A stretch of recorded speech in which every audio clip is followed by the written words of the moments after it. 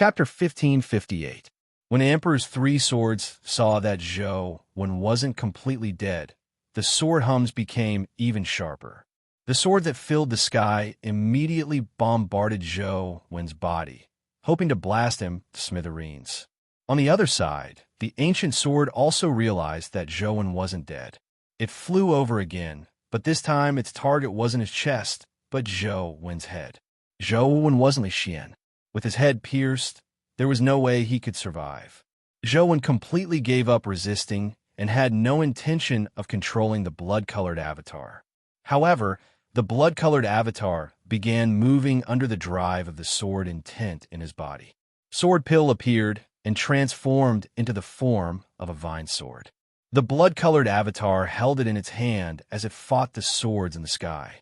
Previously, Zhou Wen had been gaming, but now he felt like he was hacking. He watched the blood-colored avatar fight automatically, and the weapons that were killed would drop dimensional crystals or companion eggs from time to time. When he saw a mythical companion egg drop, Zhou Wen wanted to pick it up, but he couldn't help it. All he could do was watch. The vine sword's body had already been reduced to dust, but now it used Sword Pill as a new body. The strength of Sword Pill grew stronger and stronger, and so did the domain's power. Many swords that approached Sword Pill fell to the ground uncontrollably. Only the especially powerful swords could reach the blood-colored avatar, but the strength of the swords also became limp as though they lacked strength. The vine sword's strength wasn't weaker than the ancient swords. Previously, it had only half its strength left to fight the ancient sword. Now, its strength was in Sword Pill, so it didn't appear as weak in battle as before. However, as Sword Pill's domain hadn't fully formed, it was still difficult for it to fight the ancient sword head-on. Therefore, Sword Pill carried Zhou Wen's body and kept dodging to stall for time. Once its strength perfectly fused with Sword Pill, allowing Sword Pill to advance to Calamity, he would truly have the capital to fight the ancient sword. Dream on. How can it be as you wish? Zhou Wen sneered inwardly. Now, it was finally time for him to contribute. Previously, the vine sword was independent of his body, but now it was different. The vine sword's sword intent had completely fused with Sword Pill. It didn't have a body that could be used as a foundation, so it relied purely on its will to drive Sword Pill. However, Sword Pill belonged to Zhou Wen. It was condensed with his body as a foundation, so it was easier for him to control it. Tung Sword believed that its sword intent was powerful enough that no one could resist it. It believed that its sword intent could crush Zhou Wen's will and easily obtain control over Sword Pill. Under normal circumstances, that was indeed the case. The vine sword could easily shatter the 3,000 sword intents. Such an intent was indeed very powerful, so powerful that Zhou Wen couldn't imagine it. Zhou Wen was far from that stage, but this didn't mean that he had no means of resistance. Zhou Wen's realm might be lacking, but in terms of willpower, he wouldn't lose to anyone. Perhaps it would be difficult to defeat the vine sword's sword intent, but it was still possible to hold it back. The vine sword's sword intent was controlling the sword pellet to fight, but it suddenly paused. The sword pellet, which was supposed to slash to the right, paused, and the result was that it couldn't block the ancient sword. This time, the ancient sword stabbed into the blood-colored avatar's abdomen. A terrifying sword beam immediately surged in and wreaked havoc in Zhou Wen's body. The sword intent and sword aura in Sword Pill immediately surged over in a bid to resist the sword aura that invaded his body. However, only the sword intent surged over, but the sword aura didn't. Zhou Wen temporarily couldn't control the sword intent brought by the vine sword, but it wasn't that simple for the vine sword to borrow the sword aura in Sword Pill. It had to first overwhelm Zhou Wen's willpower. With the ancient sword, the sword aura rapidly spread through Zhou Wen's body as the sword intent retreated. After all, sword intent was only sword intent. Without combining with a corporeal force like sword aura, sword intent's destructive power was far inferior to sword aura. The Calamity domain that he had painstakingly condensed also rapidly collapsed. It should be over, right? Zhou felt that he was doomed this time. There was no chance of a turnaround. Indeed, just as Zhou had imagined, the sword aura constantly invaded the blood-colored avatar's body. And at most 20 to 30 seconds, the sword aura's corrosive body would completely lose all signs of life. Zhou quietly waited for death to arrive. At the same time, he admired the vine sword's sword intent. Why aren't you being arrogant anymore? Where's the arrogance from before? Zhou was somewhat smug, but on second thought. In the beginning, he had wanted to use the vine sword's power to advance to the calamity grade. It had given him power, so there didn't seem to be anything wrong with it. It was just a little stronger. With this in mind, Zhou immediately felt bored. This clearly couldn't be considered a victory. It was just that he didn't like it, so he forcefully changed the calamity domain. Sorry, there's nothing I can do. Your strength is different from the strength I want. This is all I can do. Zhou watched as the sword intent was constantly eliminated. As he watched, an idea suddenly flashed in his mind. As the ancient sword's sword aura destroyed Zhou's body, it also destroyed the resisting sword intent. During this process, Zhou discovered an interesting phenomenon. Chapter 1559. Zhou was only trying his best to maintain the situation. He didn't wish for the vine sword's sword intent to turn the tables. All he wanted was to delay the vine sword's sword intent's defeat. He wanted to see the profundity between the illusory and the real. However, sword intent was something ethereal to begin with. It could only be sensed, but it couldn't be seen or touched. Even though he was in Zhou's body, he could only sense that the sword intent had changed his body, but he couldn't see the existence of the sword intent. It has a powerful influence, but can't be seen or touched. This feeling seems to be somewhat similar to something in my impression. Zhou pondered over what it was in his impression. After some thought, Zhou realized what sword intent was similar to. The thing Zhou thought of was the deity that humans worshipped. However, on careful thought, deities and sword intent could actually be considered the same thing. They were all illusions derived from human thought. Sword intent was actually a form of thought, and deities were products of human thought.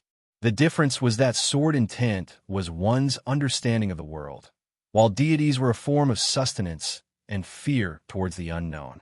Humans are emotional creatures.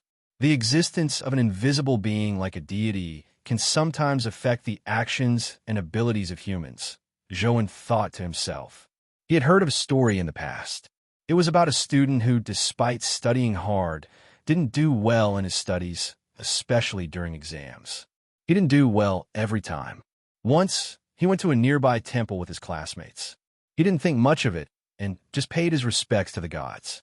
In the end, not only did he draw the best lot, but he also heard a divine voice that the other students hadn't heard.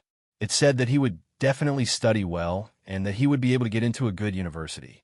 However, when he asked the other students, they didn't hear anything. After returning, not only did the student work even harder, but his academic results also improved greatly. His exam results also shot up, and he was finally admitted to a famous university.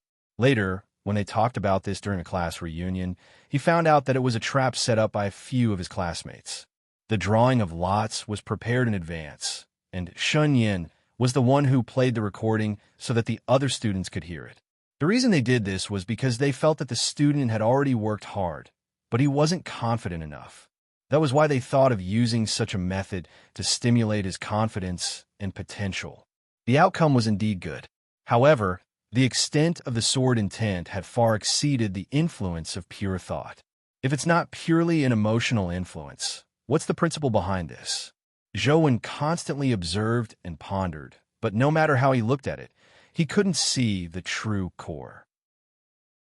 The tangible sword aura constantly collided with the invisible sword intent that affected Zhou's body. All Zhou could see was his body being destroyed by the sword aura, preventing him from truly grasping the existence of the sword intent. Suddenly, Zhou discovered a problem. Previously, Zhou had only observed the battle between the two and couldn't find the main point.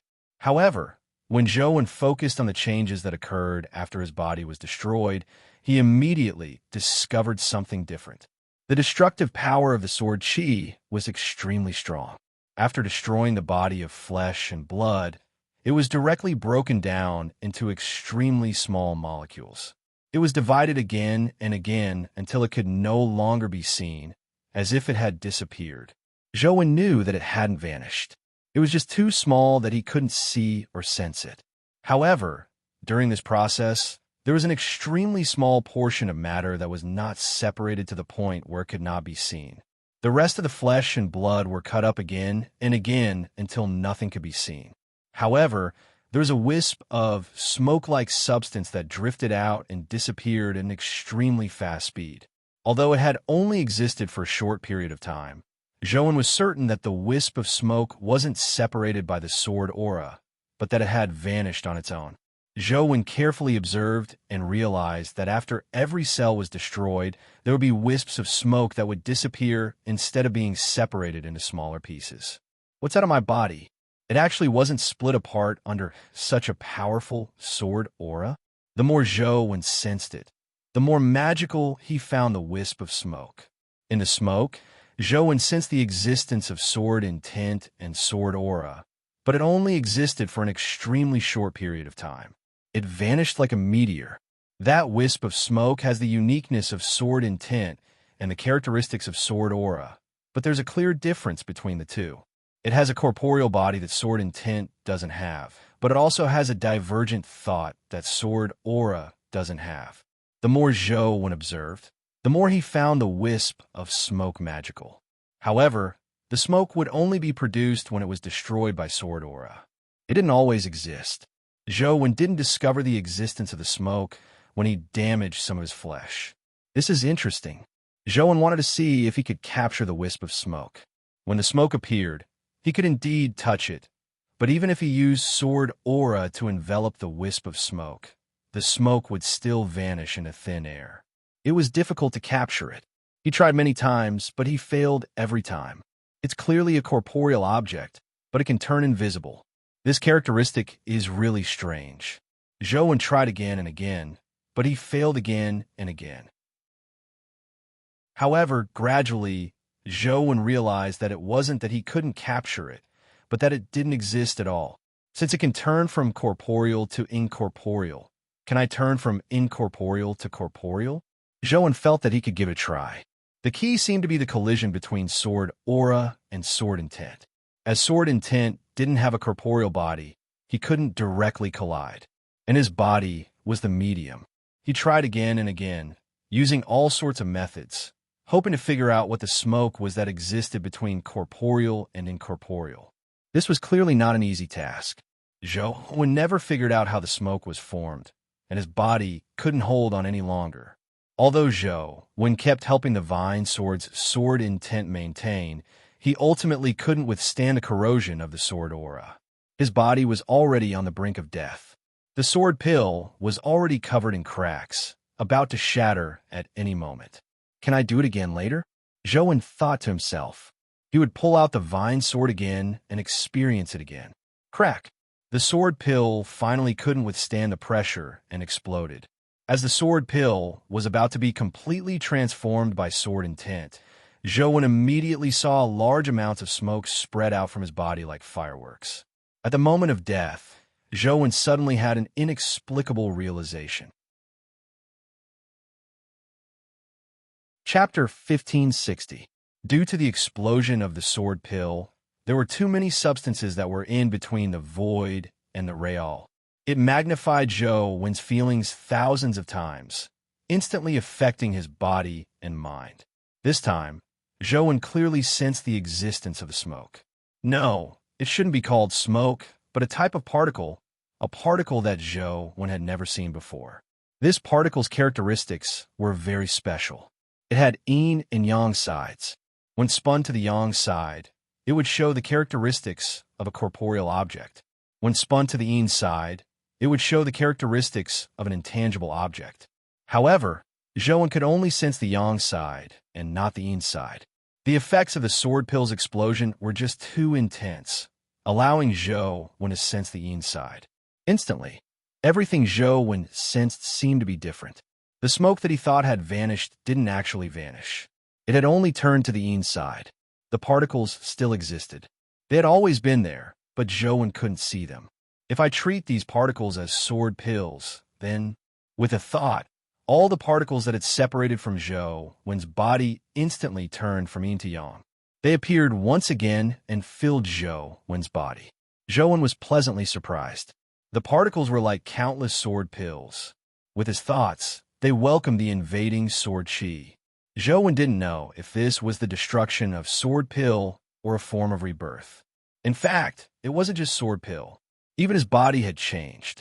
Under the effects of the countless sword pill particles that were in between the void and the real, Zhou's body seemed to transform in this direction.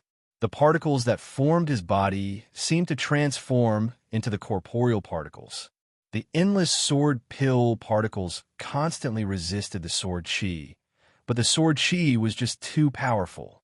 The sword pill particles were constantly destroyed mercilessly. However, Zhou realized that the sword pill particles weren't really destroyed.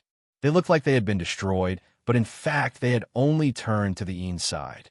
As long as Zhou willed it, the sword pill particles would turn from yin to yang again, turning into corporeal sword chi. Therefore, even though the sword pill particles weren't a match for the sword chi, they still managed to delay the sword chi's attack, giving Zhou a chance to catch his breath between life and death. When Zhou's body completely transformed into the sword pill's particles that were in an incorporeal state, a strange sword intent rose from his body. Instantly, Zhou's body vanished. Only the ancient sword and sword chi that had pierced through his body remained where they were. On the other side, Zhou's body appeared again, and the sword intent on his body surged into the sky. Buzz! The swords that were originally affected by the Emperor's 3 swords landed on the ground one by one, emitting a sword hum as though they were worshipping Zhou. Only a few calamity-grade ancient swords could still fly in the air. As for the other swords, the influence of the Son of Heaven's 3 swords could not make them fly again. Only the ancient sword that was fighting Zhou remained floating in the air. However, it didn't attack again. It only faced Zhou as though it was hesitating. Zhou beckoned at the distant Emperor's 3 swords.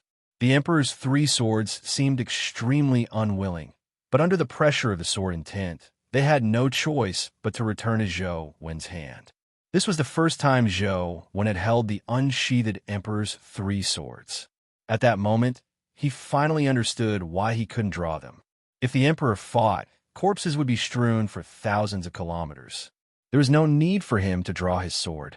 If there came a day when the Emperor drew his sword, he could only use it to commit suicide. This didn't mean that the Emperor's 3 swords could only be used for suicide. Its use wasn't for combat, but at the mental level. Therefore, the Emperor's 3 swords was only at the terror grade, but it could affect the powerful ancient sword. This didn't mean that it was stronger than the ancient sword, but because it was the Emperor's sword. The Emperor himself didn't necessarily have very powerful combat strength, but he could command generals with invincible combat strength. When Zhou held the Emperor's 3 swords, the sword intent emitted from the Emperor's sword. The already terrifying sword intent on his body instantly rose to a higher level. The calamity-grade, ancient swords that could still fly in the air landed on the ground one by one.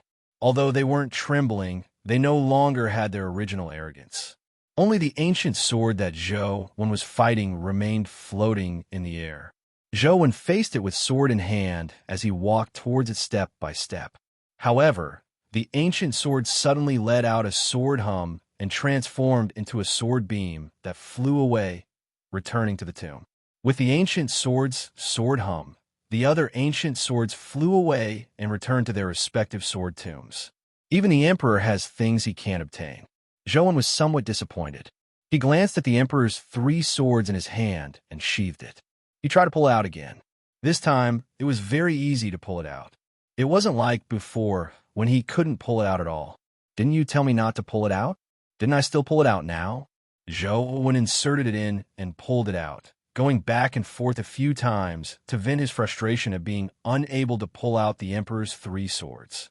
Every time Zhou Wen pulled out the Emperor's sword, the swords in the ancient sword tomb would hum together. After inserting it back, the sword hum would stop as though it was a remote control. Zhou Wen wasn't in the mood to kill the swords. He looked at the blood-colored avatar's information. The Qi refinement art indeed had a calamity domain. Calamity domain, boundless sword domain, human grade, alright. Although this was somewhat different from what Zhou Wen had imagined, it wasn't a bad choice. Man proposes, God disposes.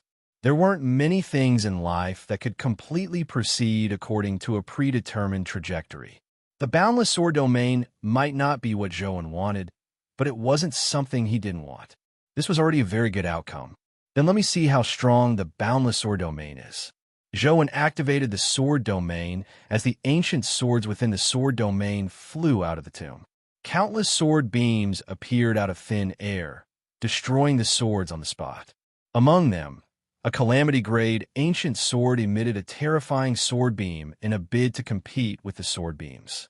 However, under the endless sword beams that resembled a galaxy, the sword shattered and a companion egg dropped. Moments later, there was no longer a complete sword in the sword domain. There were only dimensional crystals shimmering all over the ground. And when Zhou Wen pulled out the Emperor's 3 swords, even the calamity-grade ancient sword seemed to lose the courage to resist. All it could do was allow Zhou Wen to attack without daring to retaliate. Only the ancient sword that had fought Zhou Wen previously remained unmoved. Chapter 1561. Zhou Wen wasn't willing to provoke it. Although his Qi refinement art had advanced to the calamity grade, he was still no match for the ancient sword in terms of combat strength. He picked up the companion egg that dropped from the calamity grade ancient sword. He also absorbed and incubated the other companion eggs and dimensional crystals that he could use. Now that he had the boundless sword domain, other than the ancient sword, the other ancient swords were all slaughtered by Zhou Wen. He had a great time grinding them. After grinding the entire ancient sword tomb, from mythical companion eggs dropped. 1 Terra-grade companion egg dropped. Together with this calamity-grade companion egg, Zhou Wen was very satisfied with his harvest. Red Knight, calamity-grade life providence. Emperor's sword life soul. Red dragon wheel of destiny. Meridian/terraform. Red Knight calamity domain. Life-defying / mortal. Red Knight sword stats weren't very high. Among Zhou Wen's calamity-grade companion beasts, it was considered the weakest. It couldn't evolve, nor did it have an S-class terraform. Its skills were very ordinary, and its combat strength wasn't very good. However, its calamity domain was rather interesting. Zhou Wen gave it a try. This life-defying / domain sounded like an offensive domain, but it wasn't. This domain was very strange. If Zhou Wen hadn't been able to see the character's data, it would have been difficult for him to sense the domain's effects. The life-defying / domain was actually a domain that controlled light from providence. It could eliminate bad light from providence and strengthen one's own light from providence. Usually, the use of this domain was to adapt and increase one's luck. For example, the drop rate would be higher. It wasn't too useful. However, if someone used the powers of providence to secretly deal with Zhou Wen, this sword would be very useful. However, Zhou Wen had the Tao Sutra and Truth Listener. Even without this sword, the art of providence wouldn't be of much use against Zhou Wen. However, with this sword, Zhou Wen could still counterattack even if he couldn't defend against it. It's a good sword, but unfortunately, its combat strength is a little weak. All its stats have just reached the calamity grade. It could be considered the weakest calamity grade. Zhou Wen looked at Red Knight's sword and had other thoughts. The most useful thing about this sword is its calamity domain. Its other abilities are very ordinary. If I use it to fuse the Fiend Armored Tiger Soul General, wouldn't I be able to push the Fiend Armored Tiger Soul General to the calamity grade? It's best if I can inherit life defying / calamity domain. If I can inherit it, it won't be to the Fiend Armored Tiger Soul General. However, Zhou hesitated when he thought of the Fiend Armored Tiger Soul General's Jinx's master skill. A Calamity Grade, Jinx Calamity Grade 1. Of the Master. However, on the other hand, the Fiend Armored Tiger Soul General's advancement to the Calamity Grade was just too tempting to Zhou. It was practically born for a dungeon like the Big Dipper. In a high-temperature region like a star, the Fiend Armored Tiger Soul General was an invincible existence. To have Lord of Star was Lord of Star was, star to gods sea to be. The star, Chuan of God of the to be. Star, Sun Lord of Wu of a dragon. Of course, Fekta's Green Armored Star Lord was an exception. That thing's abilities were too strange. He probably needed a special ability to deal with it. It wasn't something that could be killed with a strong attack.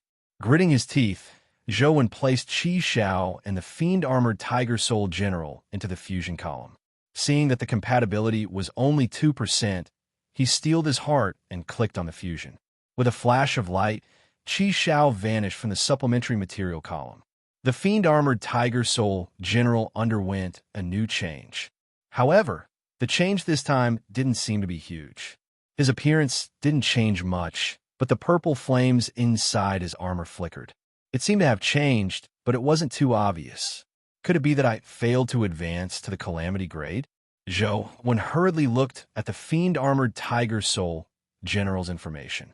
Fiend Armored Tiger Soul General, Calamity Grade, Evolvable, Life Providence, Fiendish Fiend Life Soul, Tiger Soul Runes Wheel of Destiny, Fiendish Terraform, Devil Knight, S-Grade, Calamity Domain, Life Defying Slash, Mortal Grade, Strength, 100 Speed, 100 Constitution, 100 Essence Energy, 100 Talent Skill, Tempered Steel Cauldron, Rampage, Magic Stone Curse, 1 with Mount, Penetrating Spear, Innumerable Evil, Badlands, Jinx's Master, Crazy Shooting, Life Slash.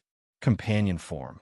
None seeing that the Fiend Armored Tiger Soul General had advanced to the Calamity Grade, Zhou heaved a long sigh of relief. This was a fusion at the cost of a Calamity Grade companion egg.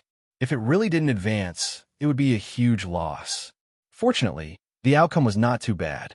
He had inherited the Calamity Domain. Moreover, he had gained an additional skill, Life Slash.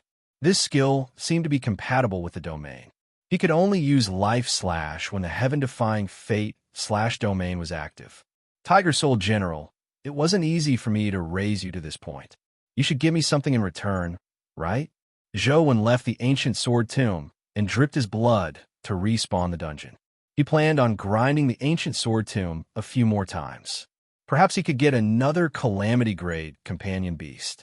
However, after Zhou entered the dungeon, he realized that the Vine Sword was gone. The swords at the mythical stage and above were gone as well. Only the powerful ancient sword was left. It'll probably be the same as other mythical dimensional creatures. It'll take 24 hours to respawn. Zhou had no choice but to leave the ancient sword tomb dungeon. I wonder how Guide City is doing. With Li Xian and company around, there shouldn't be any major problems. Zhou was somewhat vexed. Demonic Neonate hadn't woken up, so he didn't know how long she would sleep. Zhou couldn't wait forever. Now, he was prepared to think of a way to return from the magic cube. Now, there was another problem that Zhou found somewhat troublesome. Demonic Neonate was Zhou's companion beast and was one with him. However, she couldn't return to Zhou. If he brought her into the magic cube, he didn't know if she would be considered person. If she was counted as a person, he only needed to bring the two sisters, Liz and Lim, to enter the magic cube. If she wasn't counted, he had to find another person. Regardless of whether he wanted to find more people, Zhou had to resolve the problem of their safety. Back when Nine Yang and company entered the magic cube, there were definitely 4 people in the beginning. However, the other 3 were likely just tools. Zhou guessed that the 3 of them definitely didn't have high levels and were used to make up the numbers. After entering, they couldn't withstand the high temperatures and didn't even have the chance to appear in the magic cube before turning to dust. Zhou wasn't that ruthless, so he definitely couldn't do such a thing. The problem of demonic neonate's safety wasn't difficult to resolve.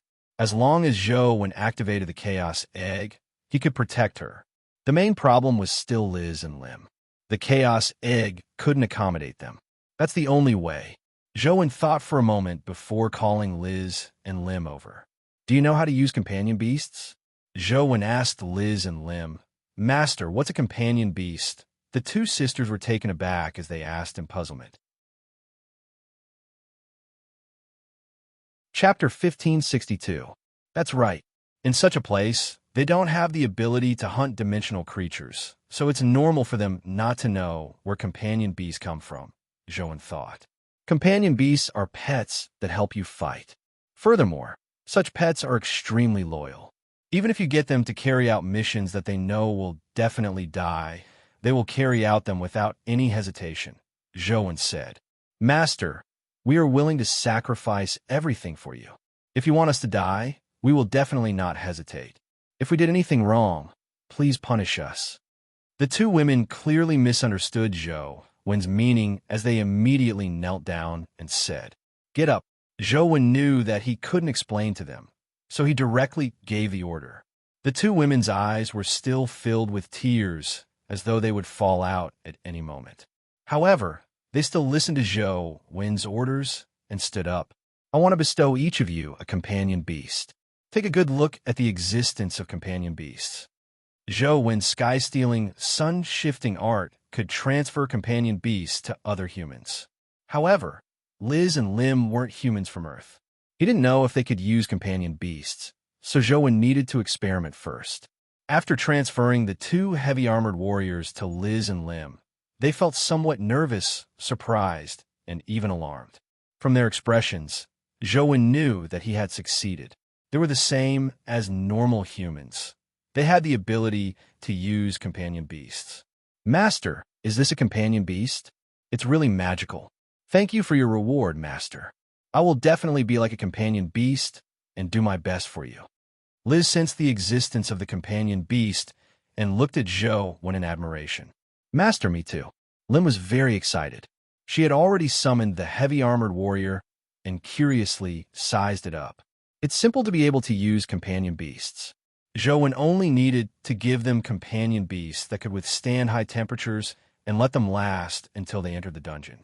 Then, as long as they didn't die, Joan could send them into the chaos space and clear the dungeon alone.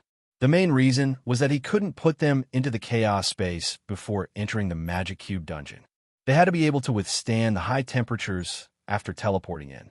Of course, ordinary armor couldn't withstand such high temperatures, but this wasn't too much of a problem for Joan.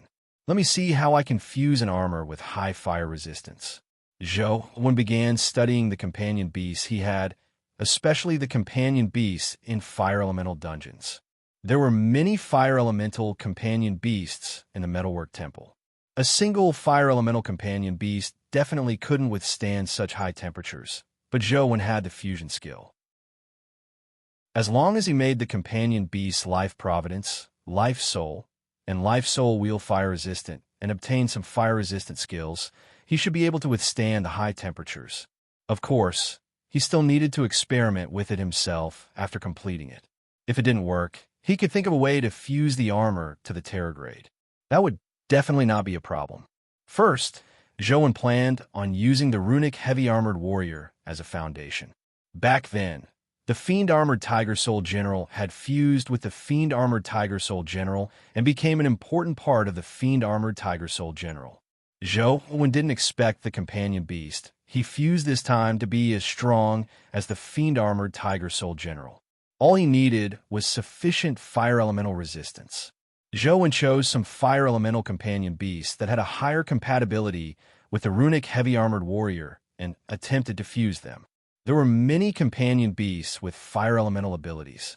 Furthermore, he could replicate the Fiend-Armored Tiger Soul General's fusion route and obtain some useful skills.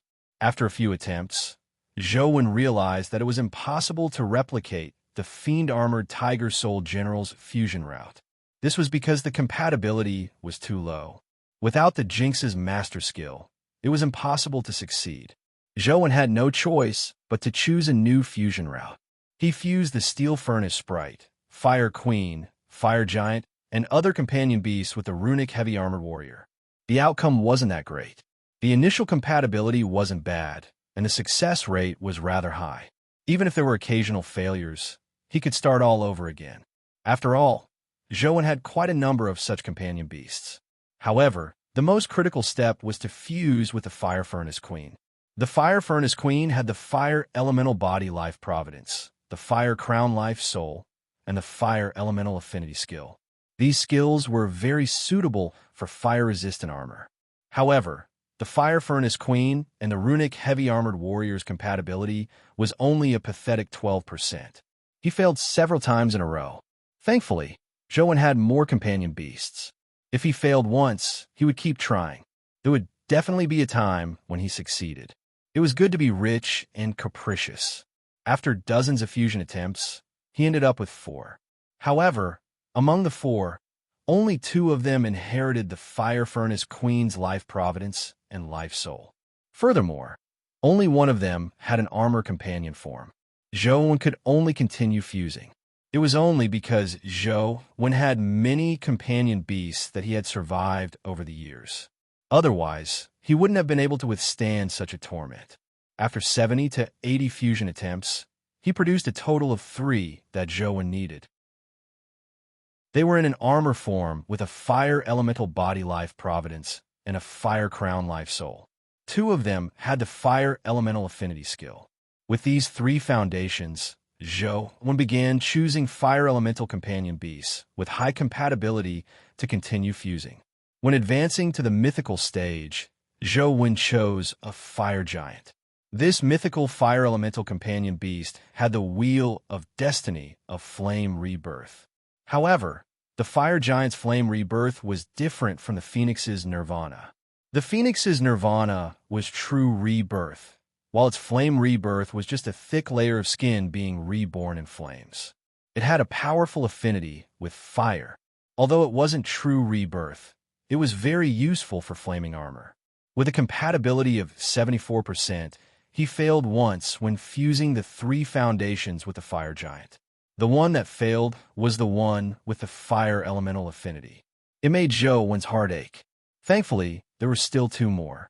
1 less was acceptable. Following that, Zhou became even more cautious. When choosing skills to fuse, he didn't dare to fuse those with less than 90% compatibility. He even chose those above 95. After more than a day, Zhou finally succeeded in fusing 2 armored companion beasts with extremely high fire elemental resistance.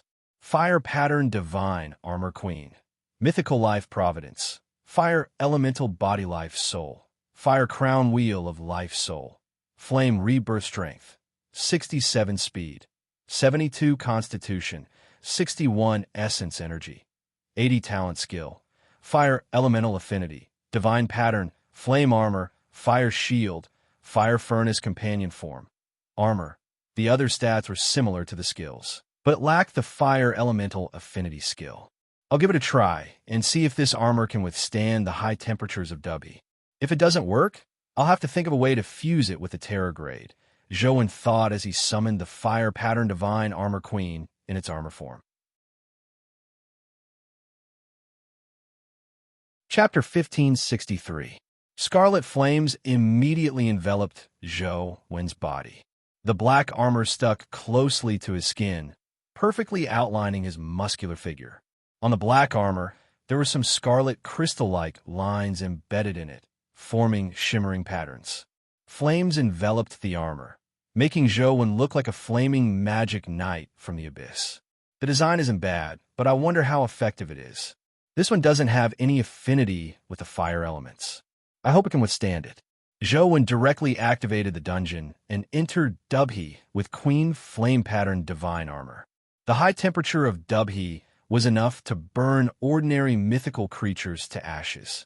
It was indeed difficult for mythical armor to protect 2 epic humans. Thankfully, Zhou's requirements weren't high.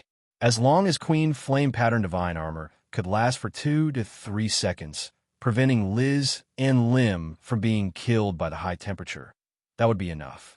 The moment he entered the Dubhe Star, Zhou, who was wearing the Empress Flame Pattern Divine Armor, felt the temperature instantly rise. However, the Empress Flame Pattern Divine Armor didn't immediately melt. Instead, the flame patterns on his body lit up as the flames outside the armor burned wildly. The black part of the armor was like a piece of red-hot iron as it suffused a faint red glow. However, the temperature inside the armor didn't continue rising. Instead, it slowly dropped. Zhou was pleasantly surprised. The effects of Queen Flame Pattern Divine armor were much better than he had imagined, as expected of an armor with full fire elemental resistance. Such an effect was probably comparable to fire elemental Terrorgrade armor. It wasn't surprising. Typical fire elemental armor would at most have 1 or 2 fire elemental defensive skills. It was almost impossible to find one with all fire elemental defensive abilities among natural companion beasts. Although the internal temperature is still a little high, it should still be within the acceptable range of an epic, right? Zhou felt that he should be able to return to Earth this time. However, before that, Zhou had to confirm if demonic neonate was considered a person.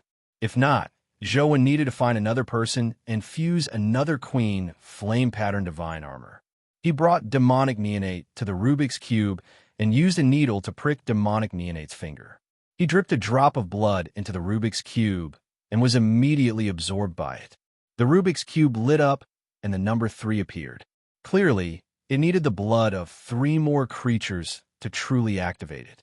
Since demonic neonate is considered a person, it's simple. We can return to Earth now. After Zhou returned to the cemetery, he called Liz and Lim over. If I were to go to a very, very distant place and might never return again, would you be willing to follow me? Zhou asked the 2 women. Although Zhou could have taken them away without saying a word, he didn't wish to do so. After all, this was their home. The chances of them returning in the future were very slim. If they were unwilling to leave, Zhou didn't wish to force them. In fact, there was no need to force them. With the current situation in Regretless City, as long as Zhou threw out some bait, many people would definitely be willing to return to Earth with him. Leaving this place was an opportunity for Liz and Lim. Of course, Zhou still hoped that Liz and Lim would return with him. This was because their life providences and life souls were somewhat special. They would be of help to Zhou's future construction. Liz's life providence was the goddess of blessings, and her life soul was the blessing halo. As for Lim's life providence was the goddess of curses, and her life soul was the curse halo. When one used a blessing type skill, it would be greatly enhanced, and when the other used a curse skill, the curse effect would reach a shocking level. The 2 of them were born for large-scale battles. One could bless her own side, while the other could curse her opponent. They were a perfect match. The premise was that they were willing to follow Zhou. If he tricked them into going to Earth, they might become enemies with Zhou after seeing the colorful world outside. That wouldn't be worth it. Master, our lives are yours. You can take us anywhere. To Zhou's surprise, Liz and Lim answered firmly without any hesitation. Go back and prepare. Bid farewell to your family and friends before leaving with me.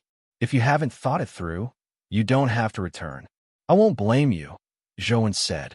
Liz and Lim looked at each other before Lim said, Master, please wait a little longer. We'll be back soon.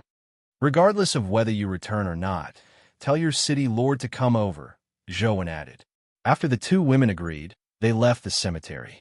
Zhou turned to look at the 2 graves and hesitated for a moment before deciding not to touch the puppets below. Have you really decided to return with the magic cube? Grim Demon still hoped to wait for demonic neonate to wake up. I've already decided. Come back, Zhou said. Grim Demon knew that it was impossible for him to convince Zhou, so he obediently returned to the demonic sword.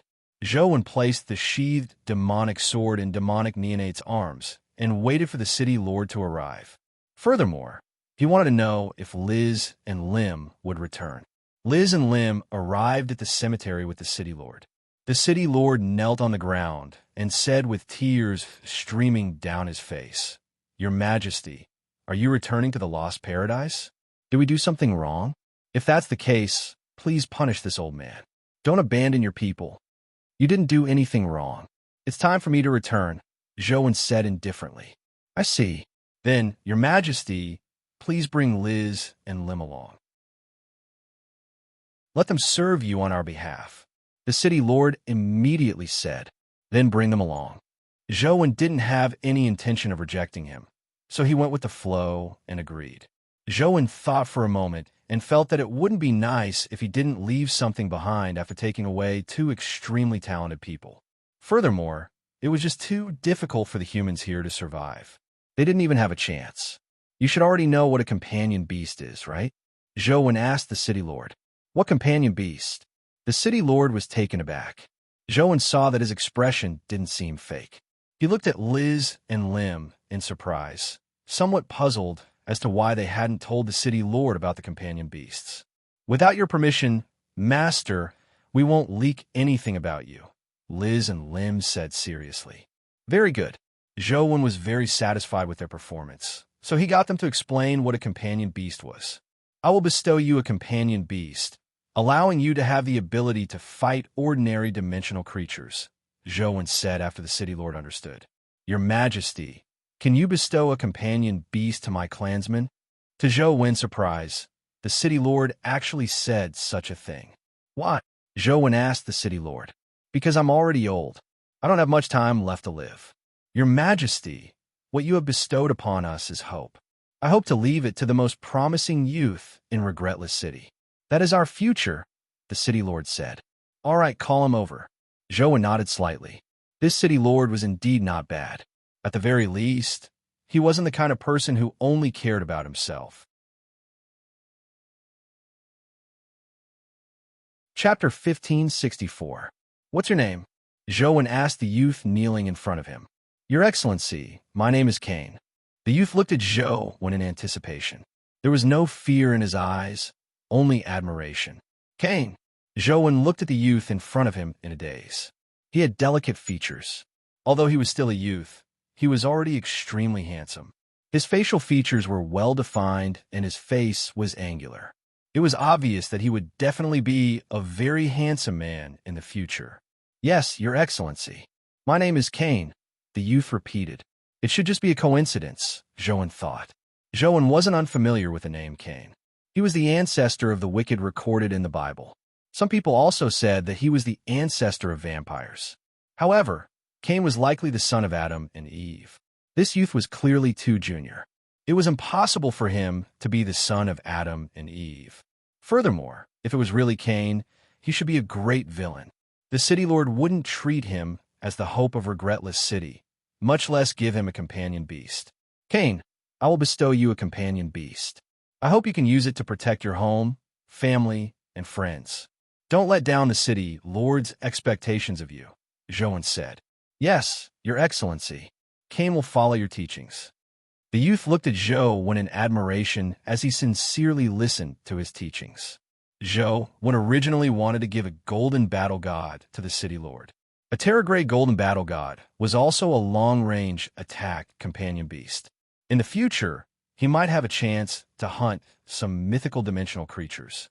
Slowly, he might have a chance to make all the humans in Regretless City better. However, when he saw the youth and heard his name, Zhou suddenly had a playful thought. He summoned Grim Demon again. What are you trying to do? You want me to return one moment and then come out the next? Grim Demon shouted unhappily. Give me a Terragrade Ancient Snake companion egg. Zhou extended his hand in front of Grim Demon. I don't have that. Grim Demon shook his head. Zhou stared at Grim Demon without a word. Grim Demon forced a smile and said, Really? Don't look at me like that. I really don't have it. If you don't believe me, search. Finally, Grim Demon took out a Terragrade Ancient Snake companion egg and placed it in Zhou's hand. I'm really unlucky to have encountered you. Grim Demon angrily returned to the demonic sword, ignoring Zhou. Zhou hatched the Ancient Snake companion egg and looked at the youth kneeling in front of him before transferring it to him. With his epic abilities, it was impossible for him to incubate a Terragrade companion beast. Only by doing so could he have a Terragrade companion beast. Demon King. The youth was pleasantly surprised when he sensed the information transmitted by the Ancient Snake companion beast. He looked at Zhou with even more reverence. Take care. With that said, Zhou turned to Liz and Lim and transferred the two fire-patterned divine armor queens to them. Master, Liz and Lim were both surprised and overjoyed. Wear them and leave this place with me. You need their strength, Zhou said. Liz and Lim summoned the flame-patterned godly armor queen, and two flaming armors wrapped their bodies. As the flames flickered, their exquisite figures were decorated by the armor, making them look like demon girls from hell. The city lord and the youth looked at the two sisters in a daze, as though they didn't know them. Let's go. Zhou carried demonic neonate and led the two sisters to the magic cube. Zhou and company walked onto the magic cube. Under Zhou's orders, they dripped their blood to activate the magic cube. Instantly, they were teleported by the magic cube and vanished. The people of Regretless City knelt in front of the magic cube and worshipped it. Some even cried out for the Demon King. The moment he arrived at the W Star Palace, Zhou immediately looked at Liz and Lim. Seeing that their armor was burning with flames, he immediately stored them in the chaos space.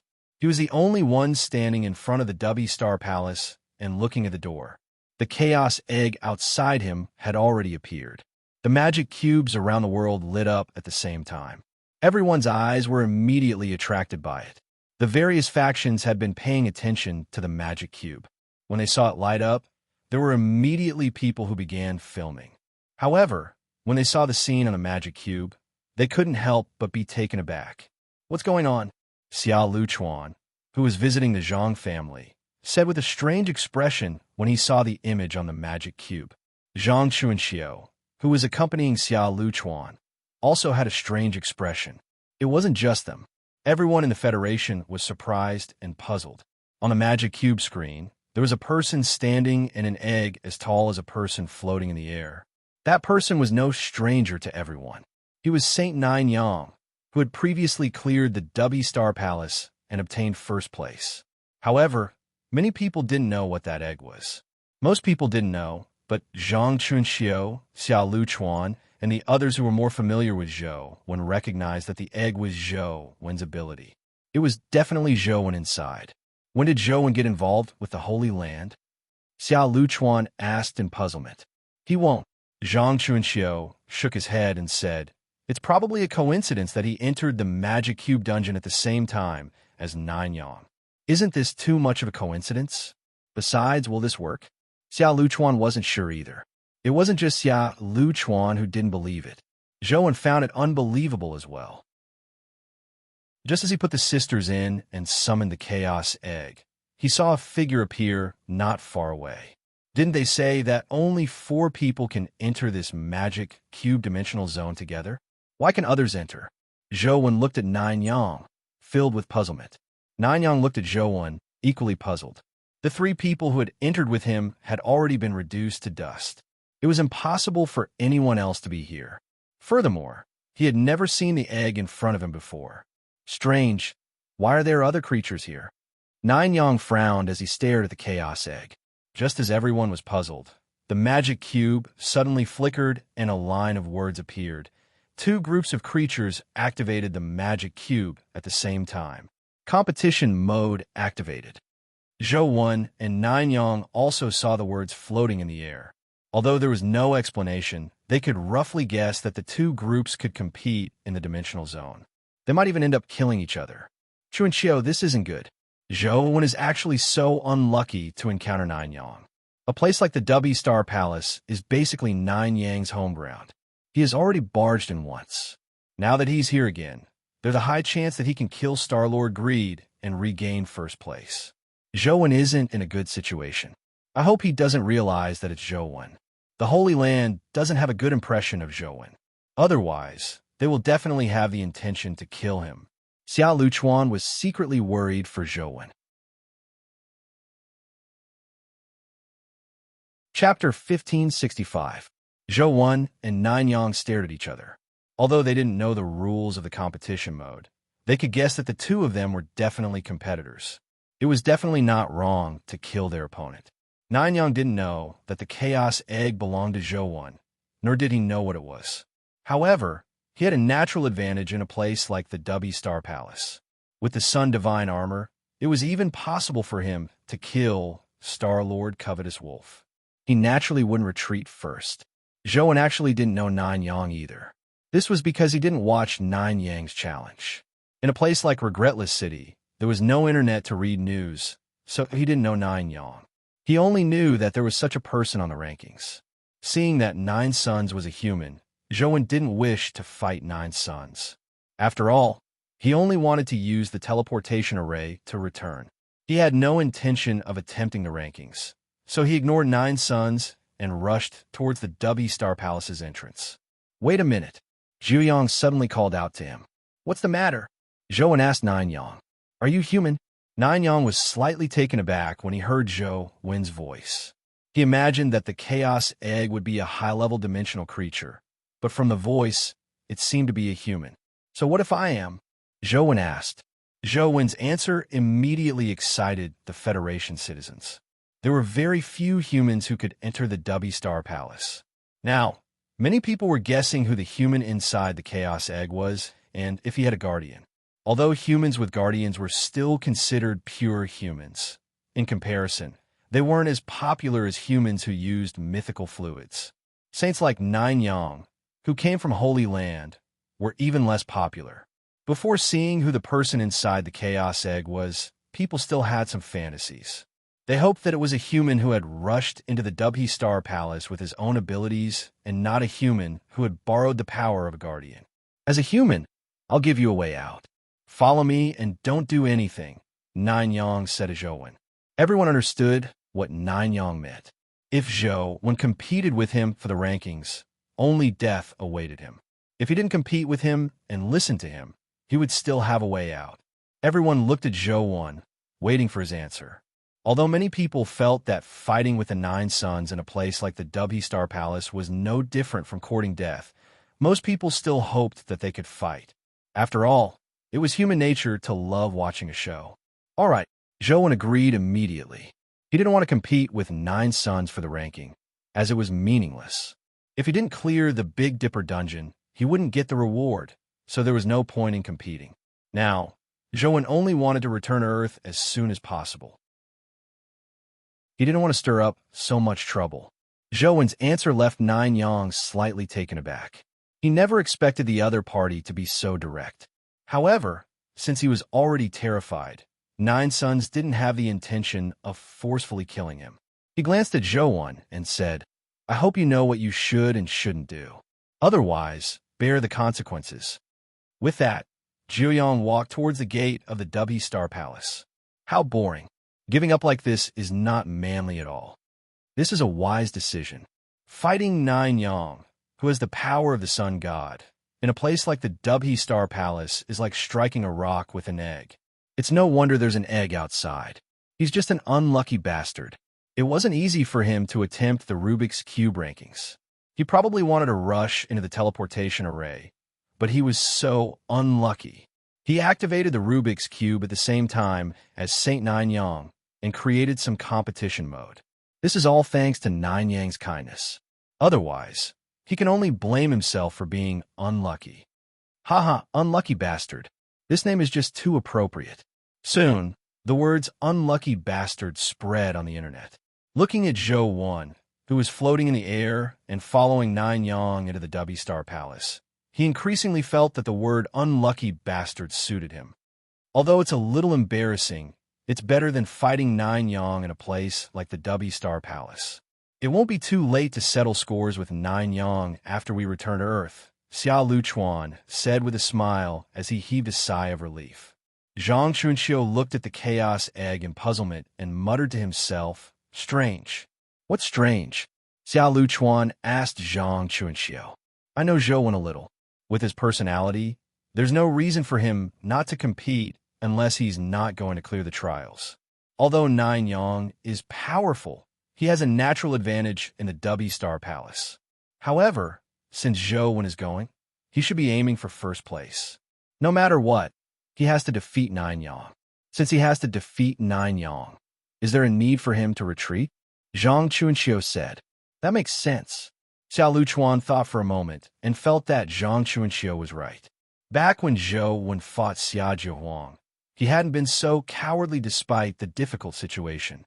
According to what you said, if he's not going for the rankings, why is he going to the W Star Palace?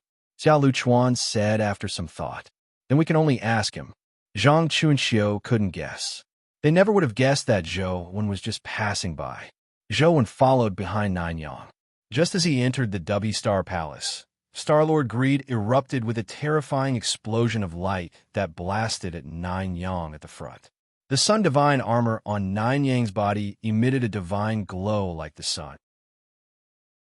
When the explosion of light landed on him, not only did it fail to injure him, but it also made the Sun Divine armor even stronger. This person's guardian is quite interesting. Zhou Wen couldn't help but be curious when he saw how magical the Sun Divine armor was. It was much stronger than his flame-patterned Divine Armor Queen. He sized up Nine Yang and the Sun Divine armor in the Chaos Egg. Unbeknownst to Zhou Wen, the Sun Divine armor was created by the Sun Holy Temple. The strongest Sun Guardian was incomparable to ordinary guardians. Under the full efforts of the Sun Holy Temple, it was already a calamity-grade guardian.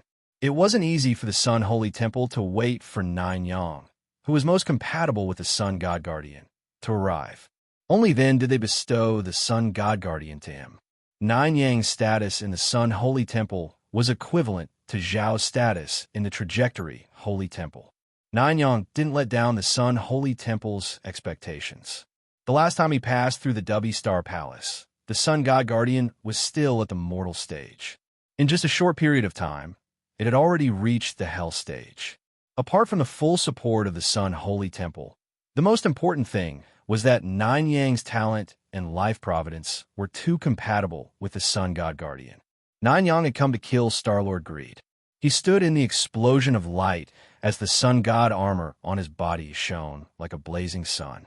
He walked towards Star-Lord Greed step by step against the terrifying explosion of light. Star-Lord Greed seemed to feel the pressure as he stood up from his throne. Chapter 1566. Zhou Wen originally wanted to leave through the teleportation array, but when he saw that Nine Yang was already fighting Star-Lord Covetous Wolf, he decided to watch their battle from a corner by the door. Star-Lord Covetous Wolf was like an arsenal.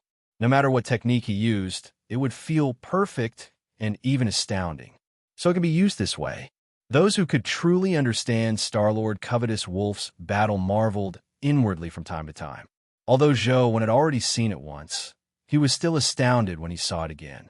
Nine Yang wasn't at a disadvantage when fighting Star-Lord Covetous Wolf. He wasn't as astounding as Star-Lord Covetous Wolf.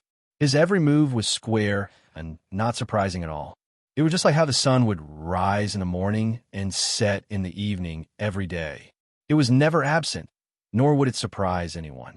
He was a man without surprises. His simple moves were evenly matched with Star-Lord Covetous Wolf. No matter how astounding Star-Lord Covetous Wolf's attacks were, it was difficult for him to truly suppress Nine Yang. He was only evenly matched. What was even more terrifying was that due to the Sun Divine armor, the high-temperature radiation that Star-Lord Covetous Wolf released made the Sun Divine armor's strength grow stronger. In a short period of time, Star-Lord Covetous Wolf still had the advantage, but over time, Nine Yang would definitely have the advantage. As expected of a man with the Sun God, he's really too strong. The four dinosaur kings had to fight 4 against 1 to defeat Star-Lord Covetous Wolf. Nine Yang can fight Star-Lord Covetous Wolf alone. Furthermore, it looks like he has a high chance of winning. That's the difference. In comparison, that unlucky bastard is Zhou Wen couldn't hear the discussions on the internet. Even if he could, he wouldn't take it to heart. He was watching with relish. This person should be Saint Nine Yang, who's on the rankings, right? I didn't expect the Holy Land to produce such a figure in such a short time. Zhou Wen watched carefully from the side. Most of the saints who came from the Holy Land were enemies. If he could understand more now, he would know his enemy when they really fought in the future. After watching for a while, Zhou Wen felt a heartfelt admiration for Nine Yang. Zhou Wen had seen many guardians. The humans who had contracted guardians basically focused on developing the guardian's abilities. They were studying how to maximize the guardian's strength. Of course, Zhu Yang also did this. However, he did not give up on his own cultivation. His strength came from the Guardian, but his techniques and concepts had also reached an extremely high realm. Even without the support of the Guardian's power, his techniques and concepts were still top-notch. Where did the Holy Land find these people? People like Xiao and Jiuyang are the most talented humans. What a pity. Zhou felt a little regretful. Unfortunately, these people were saints of the Holy Land. They were different from Jiang Yin and the other guardians. Jiang Yin and company had only contracted guardians. As long as the guardian was of one mind with them, they could completely control their own fates. They didn't need to be controlled by the dimension. The holy disciples of the Holy Land were not so simple. Even if their guardians were willing to follow them, it would probably be difficult for them to betray the Holy Land. In any case, Zhou had never heard of any traitors in the Holy Land. Previously, Tianzhua had captured a few saints, but he failed to dig out anything. Even if some saints were willing to submit, it was later proven that they were only pretending. The Holy Land's control over saints definitely exceeded the imagination of ordinary people. After watching for a while, Zhou knew that with the Guardian's power, Jiuyang would eventually win. It seemed meaningless to continue watching. Zhou floated towards the teleportation array, planning on leaving the W Star Palace and returning to Earth. After floating for a few meters, before Zhou could approach the teleportation array, he suddenly saw a light flash on the throne. Another Star-Lord Greed appeared. After the second Star-Lord Greed appeared, he immediately charged down without a word. As Zhou was relatively far away from the newly appeared Star-Lord Greed, the newly appeared Star-Lord Greed pounced at Jiuyang, who was closer to him. Yang, who had already held a slight advantage in the one-on-one battle, immediately fell into a perilous situation after being besieged by the two ravenous wolf Star-Lords. What's going on? Why are there two Star-Lords Greed? Previously, the four Dinosaur Kings attacked Star-Lord Greed together, but there wasn't a second Star-Lord Greed. How can that be the same? The four Dinosaur Kings are a team, while Unlucky and Jiuyang are actually two different teams. It's normal for two Star-Lords Greed to appear. Jiuyang is being attacked by two Star-Lords Greed. It looks like he can't hold on any longer. Why are the two Star-Lords Greed attacking Jiuyang and not attacking that unlucky guy? Everyone discussed. Zhou was somewhat surprised as well. He never expected such an unforeseen development. It wasn't just Zhou who hadn't expected this. Nine Suns hadn't expected it either. Although the Sun Divine Armor could restrain Star-Lord Greed's high-temperature radiation blast, Star-Lord Greed's strength was no trifling matter other than the high-temperature radiation blast. Furthermore, Star-Lord Greed's combat strength was too powerful. Jiuyang could deal with him one-on-one, but he immediately fell into an extremely dangerous situation when it was 2 against 1. Even if he wanted to rush to the teleportation array, he no longer had the chance. The second Star-Lord Greed's combat strength was in no way weaker than the first. The two Star-Lords cooperated seamlessly as they constantly suppressed Jiuyang. Bam! Jiuyang was struck in the shoulder by Star-Lord Greed's punch. The streams of light on the Sun Divine Armor shattered, as Jiuyang couldn't help but take a few steps back. Thankfully, Jiuyang's foundation was strong enough, and the Sun Divine Armor was indeed powerful. The punch only injured Jiuyang slightly, and didn't severely injure him. Jiuyang forcefully stabilized his body and dodged the other Star-Lord Greed's pursuit. He punched out with both fists and exchanged countless punches with the previous Star-Lord Greed. Explosions of light and shockwaves erupted continuously, causing the entire hall to rumble as though it was about to collapse. The two Star-Lords Greed seemed to be one. Under the series of attacks, they forced Jiuyang into a retreat. Aha! This time, Jiuyang has fallen into a trap of his own making. He never expected that there would be two Star-Lords Greed in competitive mode. From the way Star-Lord Greed appeared, if he had killed Zhou outside the door, the second Star-Lord Greed probably wouldn't have appeared, Xia Luchuan gloated. Zhang Chuanxiu smiled bitterly and said, Nanyang isn't the only one who didn't expect it. Even we didn't expect it. Fortunately, Jiuyang is in front. Zhou still has a chance to rush into the teleportation array. Otherwise, once the two Star-Lords' greed kill Jiuyang, Zhou will also be doomed.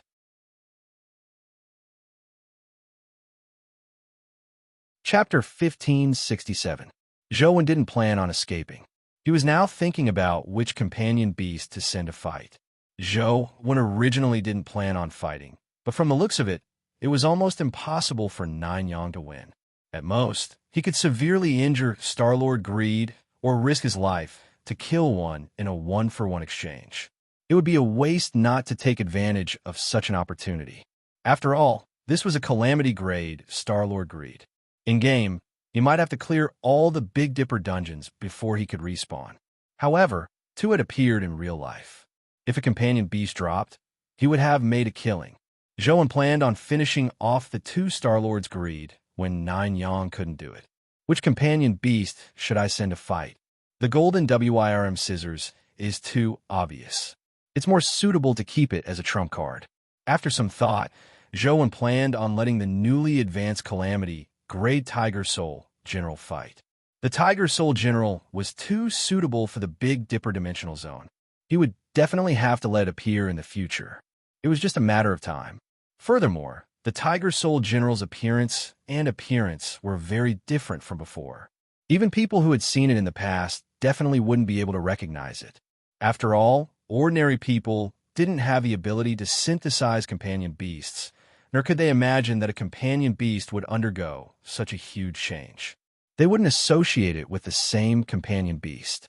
At most, they would think that it was the same type of companion beast. Then let the Fiend-Armored Tiger Soul General train. With a thought, Zhou summoned the Fiend-Armored Tiger Soul General. After all, the Fiend-Armored Tiger Soul General needed to accumulate strength in advance. That way, it would be ferocious. Otherwise, if it was only at the mortal stage, it would have to waste time accumulating strength to kill Star-Lord Greed.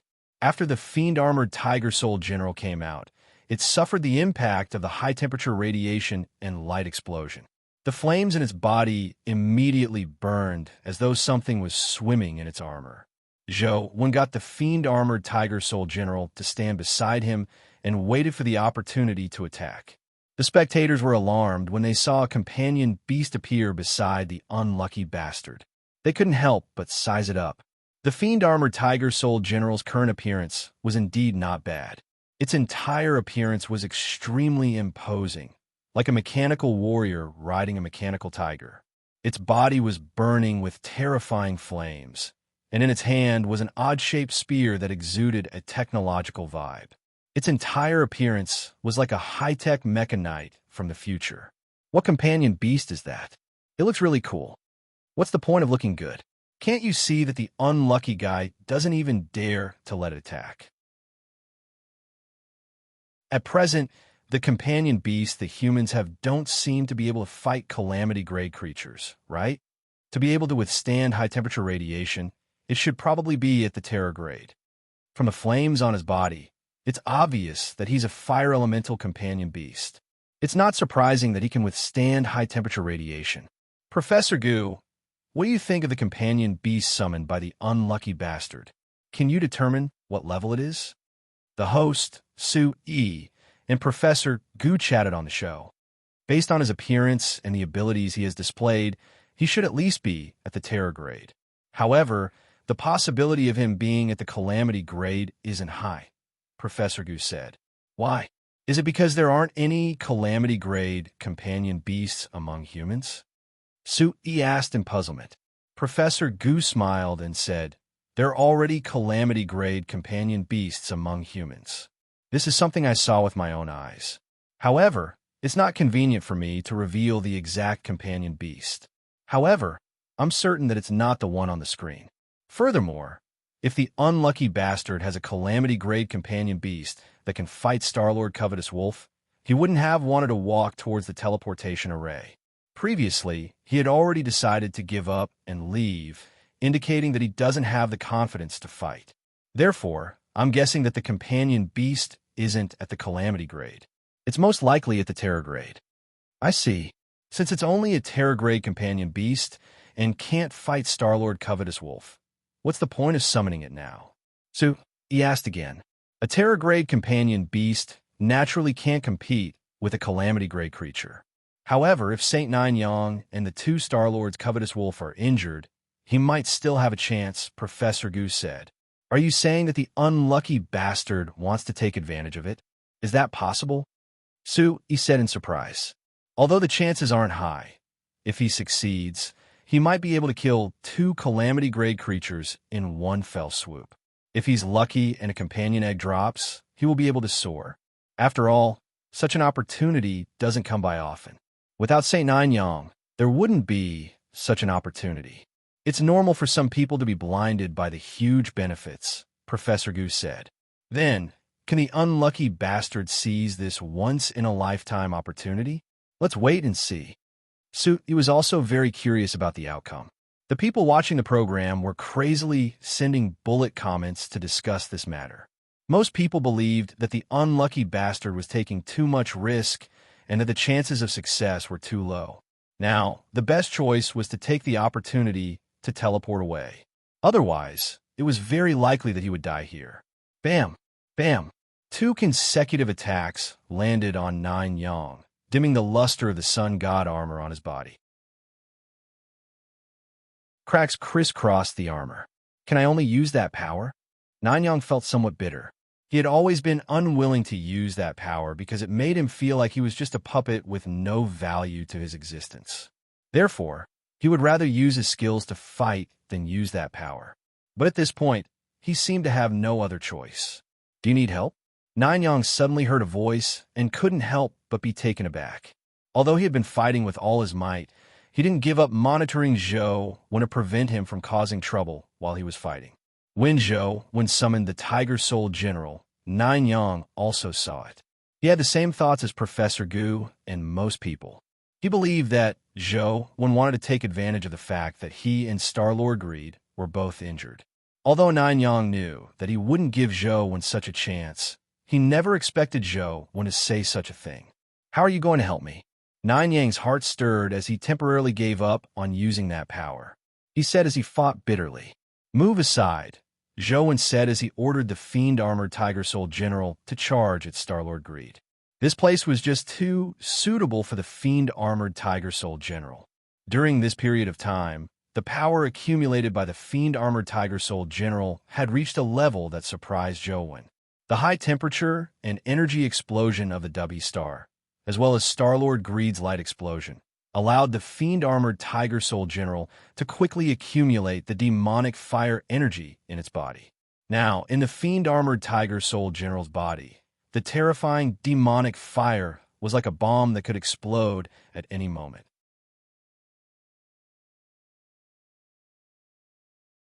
Chapter 1568. The fiend-armored Tiger Soul General's body burned with flames as it charged at Star-Lord Greed like a wild horse that had escaped its reins. Everyone couldn't help but be surprised. They originally imagined that the unlucky bastard was trying to take advantage of the situation, but it was clearly not the time to let the companion beast charge forward. What is he doing? Does he really want to help me by letting his companion beast charge at this moment? Nine Yang was somewhat puzzled as well. He didn't know what the other party was thinking. He really didn't believe that the other party would really help him. However, the fiend-armored Tiger Soul General had already charged forward. As Nine Yang didn't know what Zhou meant, he couldn't immediately cooperate with the fiend-armored Tiger Soul General. The two Star-Lords Greed attacked the Tiger Soul General from the left and right. Their fists carried terrifying heat and radiation, as well as powerful explosive power. The fiend-armored Tiger Soul General was attacked from both sides, making it look like it was difficult for him to completely deal with the attacks from both sides. In fact, the fiend-armored Tiger Soul General had no intention of taking care of both sides. He ignored Star-Lord Greed on the left as the spear in his hand carried violent purple flames as it struck at Star-Lord Greed on the right. This was an attack that risked one's life. There was no technique to speak of. It depended on who was faster and stronger. The fiend-armored Tiger Soul General was clearly slower. Star-Lord Greed was faster and relatively more agile. Star-Lord Greed's fists on the left had already struck the fiend-armored Tiger Soul General's body. On the right, Star-Lord Greed dodged the fiend-armored Tiger Soul General's spear strike. After getting close, his fist also struck the fiend-armored Tiger Soul General. The 4 punches struck the fiend-armored Tiger Soul General's body at the same time, immediately producing a brilliance and shockwave that resembled a sun's explosion. Even Zhou 1 and 9 Yang found the light glaring and found it difficult to see anything. Their bodies were also sent retreating by the shockwave. The humans watching the Rubik's Cube livestream found it even harder to see what was happening.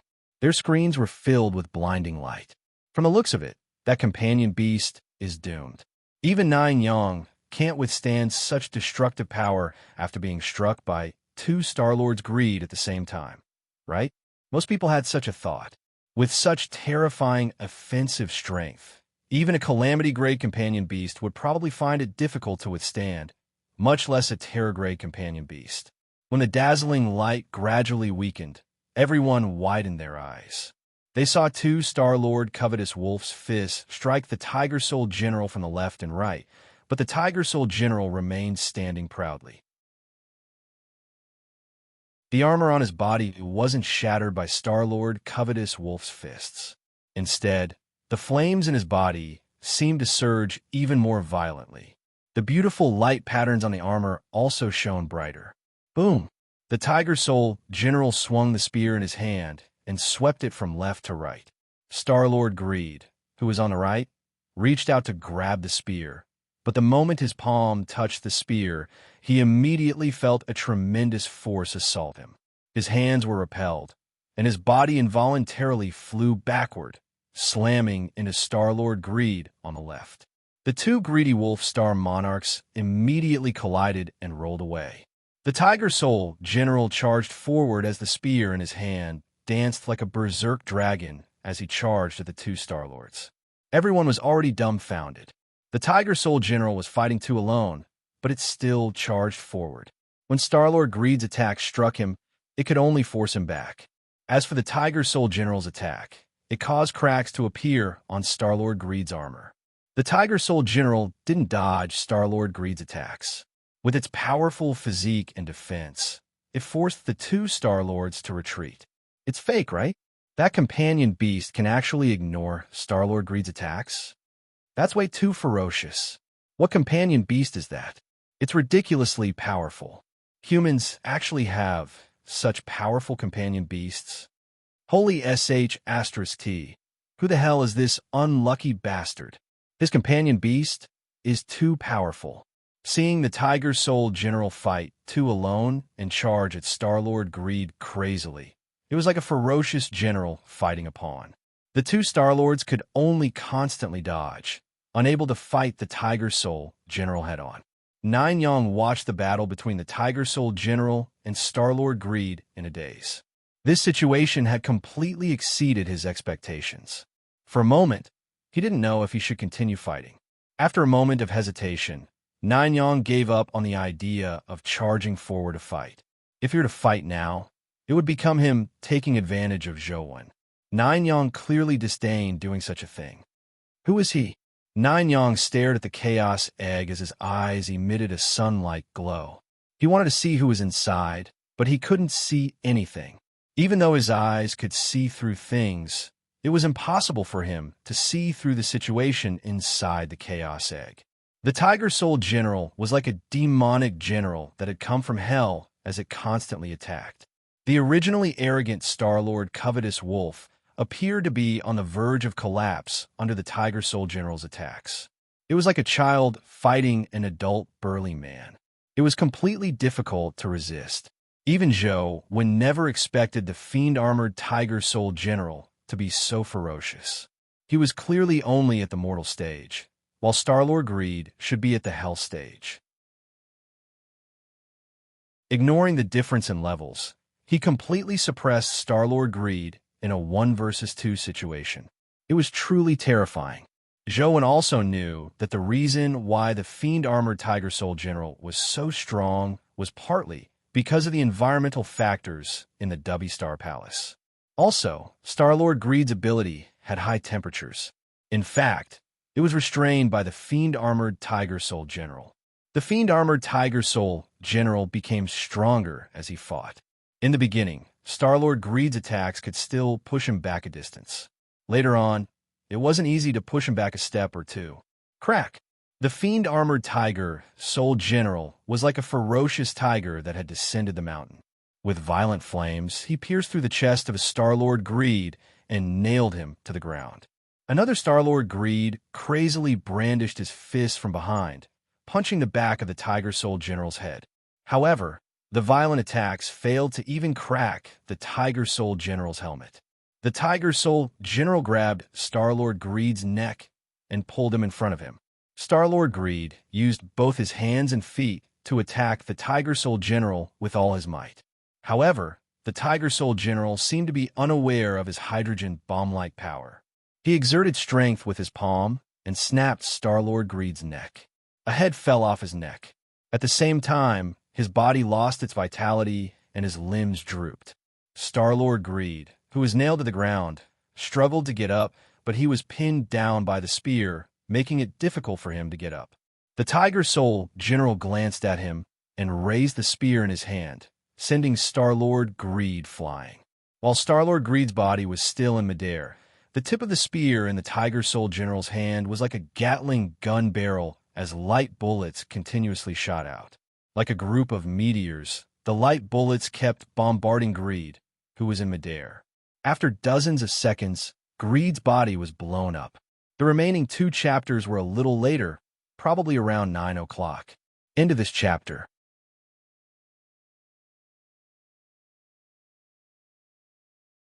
Chapter 1569. A companion egg dropped from Star-Lord Greed's exploded body. Zhou Wen's eyesight was very good, so he immediately saw the companion egg. He got the Tiger Soul General to grab the companion egg and return to his side immediately. A calamity-grade companion egg. Many people watching the live stream stared blankly. There's no justice in this world. He already has such a powerful companion beast, but now Star-Lord Greed's companion beast has dropped. Could it be that the old saying that the richer a person is, the richer they will be? Damn it, why did a companion egg drop? Why is Zhou Wen's companion beast luck so strong? Among the top human experts, he's probably the only one who can use companion beast to fight. Xiao Luchuan wailed as well. Zhang Chuanxiu smiled and said, "This is fate. There's no point in being envious." Star-Lord Greed's companion beast. Professor Gu, this should be the first calamity-grade companion egg dropped by a human that the Federation citizens know of, right? So he asked Professor Gu. Professor Gu still hadn't recovered from his shock. When he heard Suyi's question, he seemed to snap to his senses and said expressionlessly, "It's indeed the first calamity-grade companion egg witnessed by a Federation citizen." However, to someone who already has such a powerful companion beast, Star-Lord Greed's companion beast can only be considered icing on the cake. That companion beast is rather powerful. Not only is it at the calamity grade, but it's also not an ordinary calamity grade. As Professor Gu explained, the bullet screen was filled with sarcastic comments. Professor Gu, didn't you say that the companion beast is definitely at the terror grade? Elder Gu, that's not what you said just now. In Luoyang's and family, and Sheng said with a look of joy, young Master Wen's companion beast luck is really strong. He has another calamity grade companion beast. Just by relying on companion beasts, he might be invincible in the Federation. It's still too early to say that he's invincible in the Federation, and Tianzui said coldly. Li Xian and company were envious and jealous. That fellow, Zhou Wen, obtained his companion beast too easily. This doesn't seem easy at all, right? Qin Jun said from the side. It's not easy at all. To be able to defeat 2 Star-Lords Greed with a companion beast, Coach is probably the only one in the entire Federation, Ming Xiu said with a look of admiration. In the Federation, there was once again a heated discussion about companion beasts. In recent years, although people had been using companion beasts, in people's minds, companion beasts were ultimately inferior to guardians. This was because top-notch humans basically used guardians to fight or fused with mythical fluid. Although companion beasts were used, they were basically unable to serve as the main force in top-notch battles. They were only supplementary in battle. It was very rare for someone like Zhou Wen to achieve such results purely using a companion beast. Or rather, he was the only one at present. People once again realized that top companion beasts weren't weaker than any creature. Jiuyang looked at the demonic armor guardian with a strange expression. This was the first time he had seen such a powerful companion beast. Although he also had the ability to hunt calamity-grade creatures, he didn't focus on hunting dimensional creatures or snatching companion beasts. This was because he ultimately felt that his strength was fundamental. Companion beasts were like guardians, external forces. However, after seeing the fiend-armored Tiger Soul General today, he had to admit that this external force was indeed a little strong. Zhou Wen wasn't in the mood to let his thoughts run wild. He led the Tiger Soul General to the teleportation array and quickly disappeared. When Jiuyang saw Zhou Wen leave, he imagined that Zhou Wen had teleported away. He wasn't in the mood to stay any longer, so he chose to teleport away and return to the magic cube he had come from. However, when Jiuyang looked back at the magic cube, he was surprised to discover that Zhou Wen hadn't left the Star Palace. The magic cube scene continued. The Chaos Egg and the Tiger Soul General were still in the magic cube scene. However, the scene was no longer the Dubby Star Palace, but another Star Palace he had never seen before. What's that? What's going on? Another Star Palace. It looks different from the Dubby Star Palace. Isn't it over after killing Star-Lord Greed? Why is there another Star Palace? Everyone looked at the Magic Cube's live stream in surprise as they guessed what was going on. Some of the more active people seemed to have already guessed what it was. Could it be that the Dimensional Zone, this time, isn't just the Dubby Star Palace, but a series of dimensional zones? It can't be? In that case, could it be that the Big Dipper has a dimensional zone each? One has to pass through 7 dimensional zones before they can be considered to have truly cleared the level? That must be the case. Do you still remember that after clearing the Venus dimensional zone, there were companion eggs to obtain, but nothing appeared after clearing the Dubby Star Palace? This means that they haven't really cleared the level. This Star Palace is ranked behind the Dubby Star Palace. It should be the Jade Star Palace, right? From this, the dimensional creature here should be Star-Lord Giant Gate, right? There were still many talents in the Federation. Many people had already guessed it. However, some people were already beginning to worry for Zhou Wen. This was because the Jade Star Palace was an unknown Star Palace. The dimensional creatures inside were also unknown. If an unlucky person got into an accident because he wasn't familiar with the dimensional creatures inside, the losses would outweigh the gains. Old John, nice one. Your guess is really accurate. This is indeed a series of dimensional zones. The second Star Palace is undoubtedly the Jade Star Palace. Xiao Luchuan gave Zhang Chunxiu a thumbs up. It's just a basic deduction. Zhang Chunxiu said, however, isn't Zhou Wen a little too rash? The dimensional creatures of the Jade Star Palace definitely have different abilities and attributes from Star-Lord Covetous Wolf. If he takes the risk to enter and something happens, it will be a serious loss for us humans. Professor Gu also expressed a similar opinion. This person is clearly inflated. He thinks that a powerful companion beast can solve all problems. This is the most common mistake people make. Different companion beasts should be used against different dimensional creatures. While Professor Gu was explaining in detail, the Tiger Soul General had already rushed through the door of the Jade Star Palace and rushed straight into the innermost part of the Star Palace. Others might not understand the Jade Star Palace, but Zhou Wen knew it very well. Star-Lord Giant Gate was very strong, but he was only about the same level as Star-Lord Covetous Wolf. Now, the Tiger Soul General had already accumulated sufficient strength. It was much stronger than when it killed Star-Lord Covetous Wolf.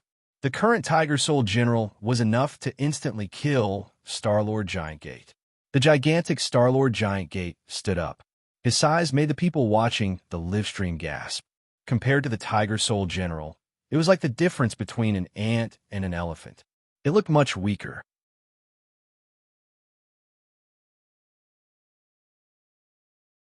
Chapter 1570.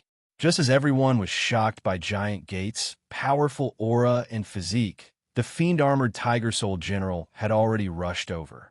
Star Monarch Mammoth Gate opened his mouth, but before he could release any sound waves, his spear erupted with a terrifying flame bomb.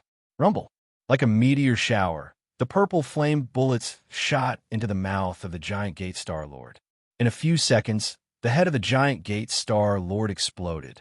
The huge body collapsed with a boom like a mountain collapsing to the ground, causing the entire Star Palace to shake a few times. Different companion beast target. Yes. Before Professor Gu could finish his sentence, he couldn't close his mouth. The entire Federation fell silent for a few seconds. A few seconds later, the internet went crazy. The bullet screen was filled with all sorts of comments. It was almost impossible to see the live stream. He's going to be invincible. He's 2F * King Strong. Lord Egg Sovereign, please accept my knees. I'm willing to use 10 years of my lifespan to exchange for that companion beast. Egg Sovereign is awesome. Brother who is awesome. Many people on the internet like to give him all kinds of nicknames. Soon, the unlucky guy from before was replaced by Egg Sovereign. They didn't know the Tiger Soul General's name, but seeing his aura that resembled a ferocious tiger and the tiger-like creature he was sitting on, they gave him the nickname Brother Who. There were many other nicknames, but these two were the easiest to accept. They quickly spread. Egg Sovereign, continue clearing the trials. Destroy all the Big Dipper dimensional zones. Brother Who is so impressive. What dimensional creature can't he kill? Kill it. Xia Luchuan and Zhang Chuanxiu exchanged looks and saw the surprise in each other's eyes. Zhou Wen's companion beast is ridiculously strong, Xia Luchuan said. It's indeed a little ridiculous. Zhang Chuanxiu suddenly thought of something. He picked up his phone and dialed Zhang Yuji's number. Yuji, didn't you want to go out for a walk? Xia Luchuan looked at Zhang Chuanxiu disdainfully as he felt smug inwardly. You, Zhang Chuanxiu, claim to be good at divination, but it turns out that you're nothing much. Brother Xia am wise. I got little you to go to Guide City long ago. Nine Yang was also shocked by the fiend-armored Tiger Soul General's strength. Although he didn't know what level Star-Lord Giant Gate was, he was behind Star-Lord Covetous Wolf. It was impossible for him to be weaker than Star-Lord Covetous Wolf. It wasn't because Star-Lord Giant Gate was weak, but because the Tiger Soul General was too strong. Nine Yang's gaze didn't look at the Tiger Soul General again. Instead, it landed on the Chaos Egg as it muttered to itself, "Interesting. Now, I really want to know the standard of that person with such a powerful companion beast."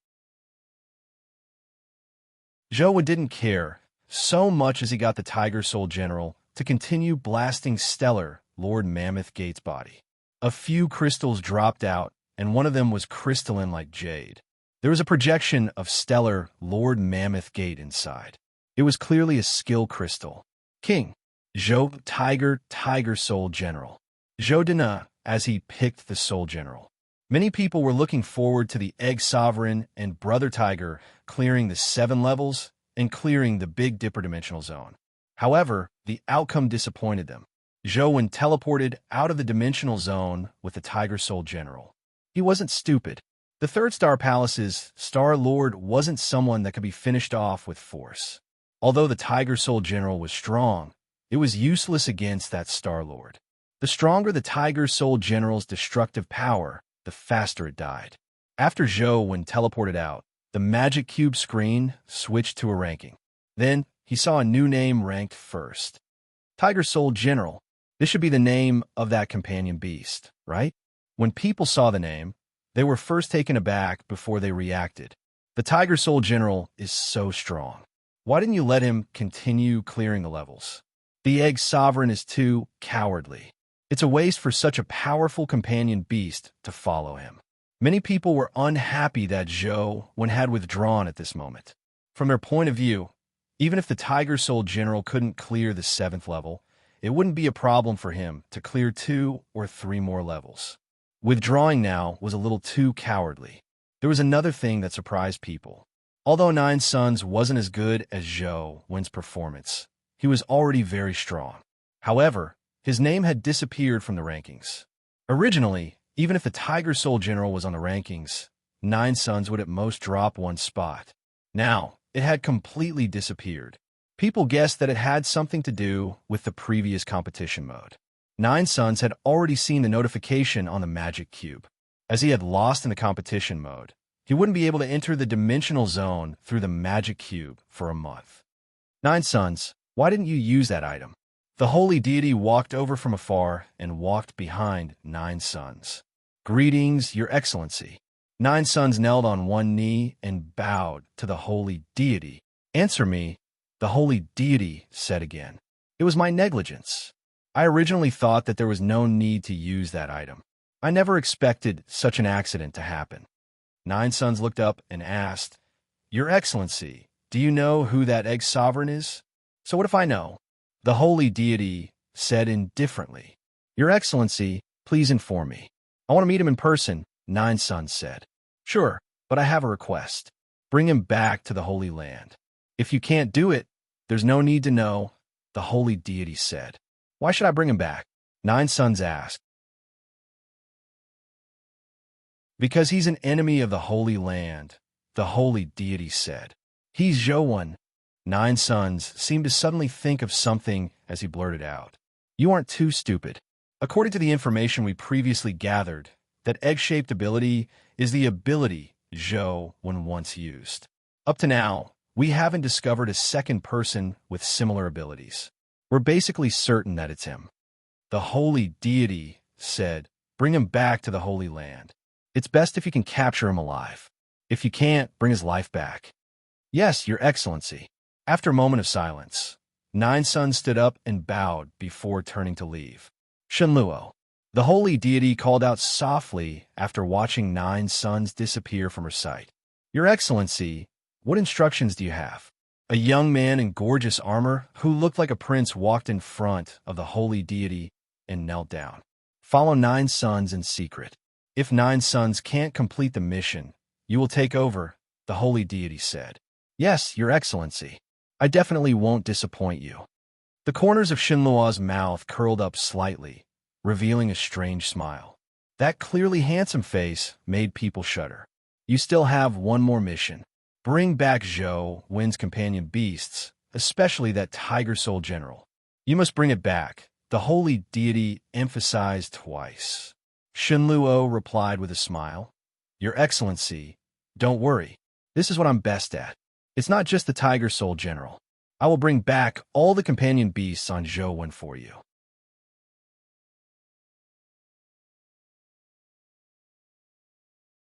Chapter 1571. After Zhou Wen came out of the teleportation array, he indeed arrived on Merak. Beside him was the Rubik's Cube. If he returned from the Rubik's Cube, he would return to the Rubik's Cube he had come from. Zhou Wen naturally didn't need to return. He directly used the Singularity Universe's powers to teleport back to Earth. I'm finally back. Zhou Wen couldn't help but heave a sigh of relief when he saw the familiar scenery. Although his life outside wasn't affected much, he still felt comfortable in his own home. This was already Guide City's territory, but it was still a distance away from the city. With a few teleportations, Zhou Wen returned to his yard. Old Zhou, you're finally back, Li Xian, who lived beside him, said with a grin when he heard the commotion. It's only been a few days. You make it sound like you've been gone for a few years. Did anything happen here? Zhou Wen said with a smile. I, your big brother, am here. What can happen? Li Xian seemed to think of something as he changed the topic and said with a smile. I forgot. There's really something. What is it? Zhou Wen wasn't flustered at all. Li Xian's tone didn't sound like it was anything urgent.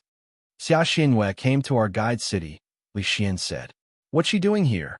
Zhou Wen was slightly taken aback. He had a rather deep impression of Xia Xianwei. The demonic sword in demonic neonate's hand belonged to Xia Xianwei in the beginning. Furthermore, after the incident with Xia Jihuang, it was difficult not to remember her. She said that she's here to see if she can do any business. I think she's here for you.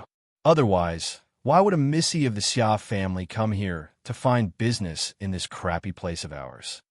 Li Xian prodded Zhou Wen with his elbow and said with an ambiguous expression, Punk, don't you still have a girlfriend?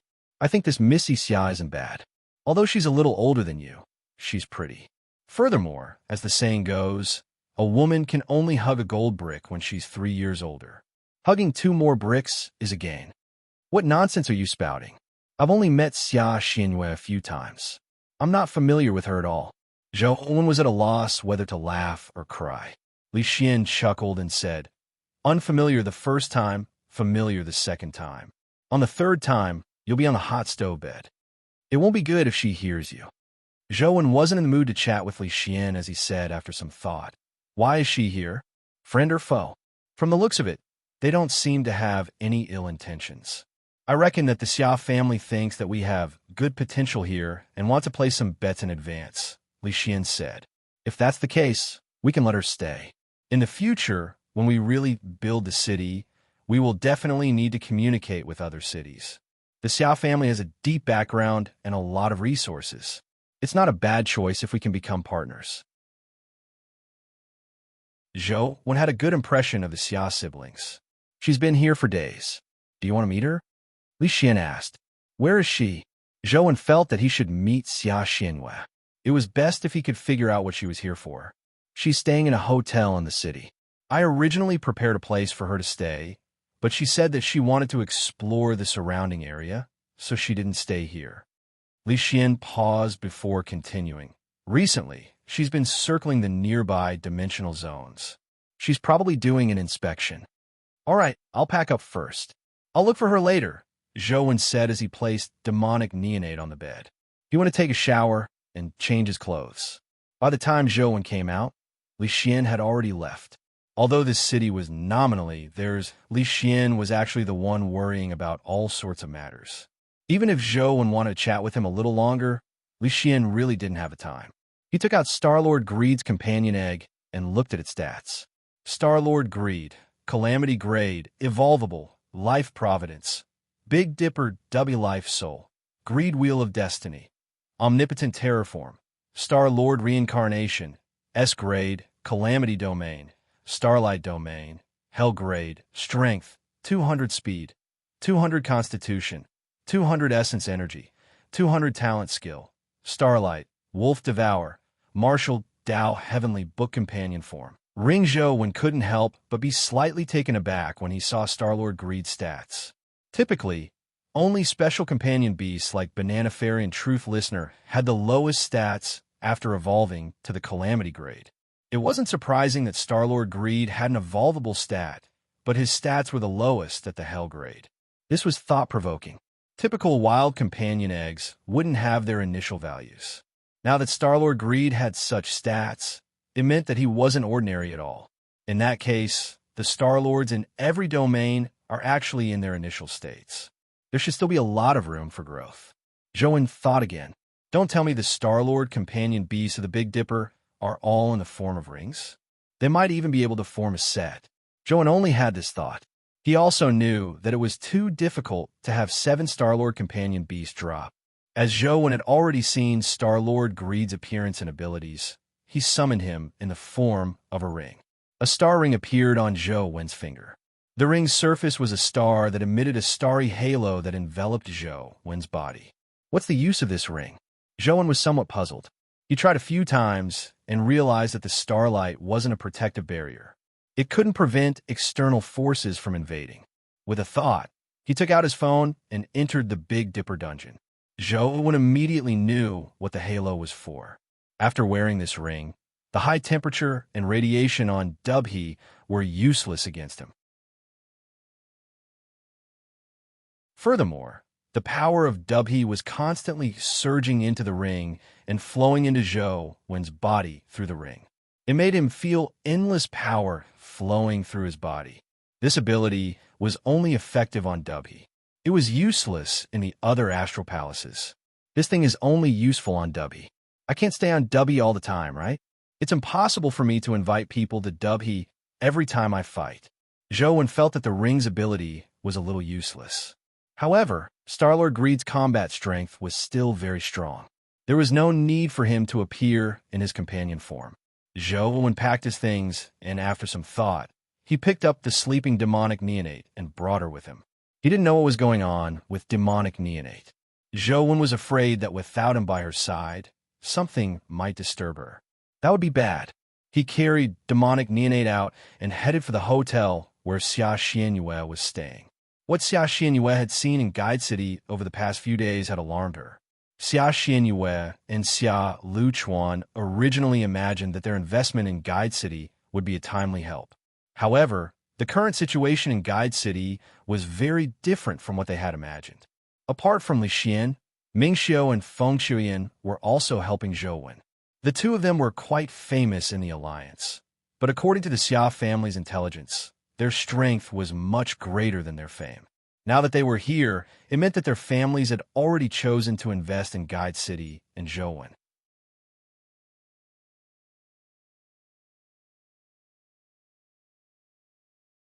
Chapter 1572. What surprised Xia Xinhue even more was that the previously famous female, sword immortal, Qin Jun, was also here. Qin Jun wasn't as famous as Ming Xiu and Feng Shuyan. There was a reason why Xia Xinhue knew of her. Qin Jun came from a relatively ordinary family, but in the past few years of studying at Sunset College, she had displayed extremely powerful talent in the way of the sword. The various factions placed great importance on geniuses like Qin Jun, who had no background. Who didn't want to have a few genius swordsmen like Qin Jun under their command? Even if they didn't do anything, it was better than having such an expert work for their enemies. When Qin Jun was only in her second year of university, many families had already contacted her. It wasn't just the typical wealthy families. Even the 6 families had contacted her openly or secretly, giving her some promises. The Xia family had also invited Qin Jun. The conditions they offered were rather high, but Qin Jun still rejected them. Later, Xia Xinhue learned that the other families had offered pretty good conditions. The family clan of gods had even prepared guardians and mythical liquid for her. They were the most compatible with her attributes and large amounts of resources for her to use. However, Qin Jun didn't go anywhere. She rejected everyone's invitations and stayed at Sunset College as a tutor. People originally believed that Qin Jun had stayed at Sunset College because of Entianzhua. Now, many young geniuses chose to join Luoyang or directly enter the Sunset Army because of Entianzhua. It was only 2 days ago that Xia Xianyue accidentally saw Qin Jun, who was lecturing the students on the school field, that she realized that she was in Guide City. The conditions here were worlds apart from the 6 families. She really couldn't figure out why Qin Jun would choose to stay here. Could it be that Qin Jun thinks so highly of Zhou Wen? Xia Xinhue thought to herself. The investments of these large families definitely wouldn't put all their eggs in one basket. Even if there was a problem with one basket, there were still eggs in other baskets that could be eaten. However, Qin Jun was different. She only had one egg, which meant that she had placed everything on Guide City and Zhou Wen. What surprised Xia Xinhue even more was that she had seen Hui play when she was shopping yesterday. President Hui Haifeng only had one son, and he usually treated him like a treasure. Guide City's current situation wasn't optimistic, but Hui Haifeng actually trusted his only son to come here. It truly surprised Xia Xinhue. Could this Hui one not be Hui Haifeng's biological son? Xia Xinhue was very suspicious. The current situation in Guide City was completely different from what Xia Xinhue had imagined. She was already somewhat hesitant, unsure if the conditions she and Xia Luchuan had previously discussed could move Zhou Wen. If there was only a piece of charcoal, the conditions they offered would be pretty good, but from the looks of it, Zhou Wen didn't seem to need any charcoal. It wasn't that easy to convince him. Xia Xinhue called Xia Luchuan and told him about it. After Xia Luchuan heard that, he wore a look of disbelief.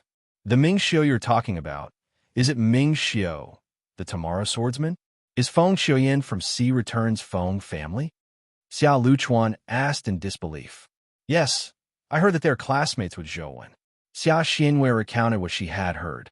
Feng Shuyan and Ming Xiu don't only represent themselves, they also represent their families. Although these two families can't be considered top-notch, after producing these two people, they're already famous among the various warlords, Xia Luchuan said after some thought. Together with Qin Jun and a few others, Guide City's strength far exceeded their expectations. From the looks of it, we have to change our previous plans. Those chips in the past were indeed timely help to Zhou when in the past, but it's not the case now. We came a step too late. We have to increase the stakes, Xia Luchuan said with a sigh. When Zhou arrived at the hotel, Xia Xianyue had just returned. The two of them happened to meet in the hotel lobby. Miss Xia, are you used to staying here? Zhou walked over and asked. It's all right.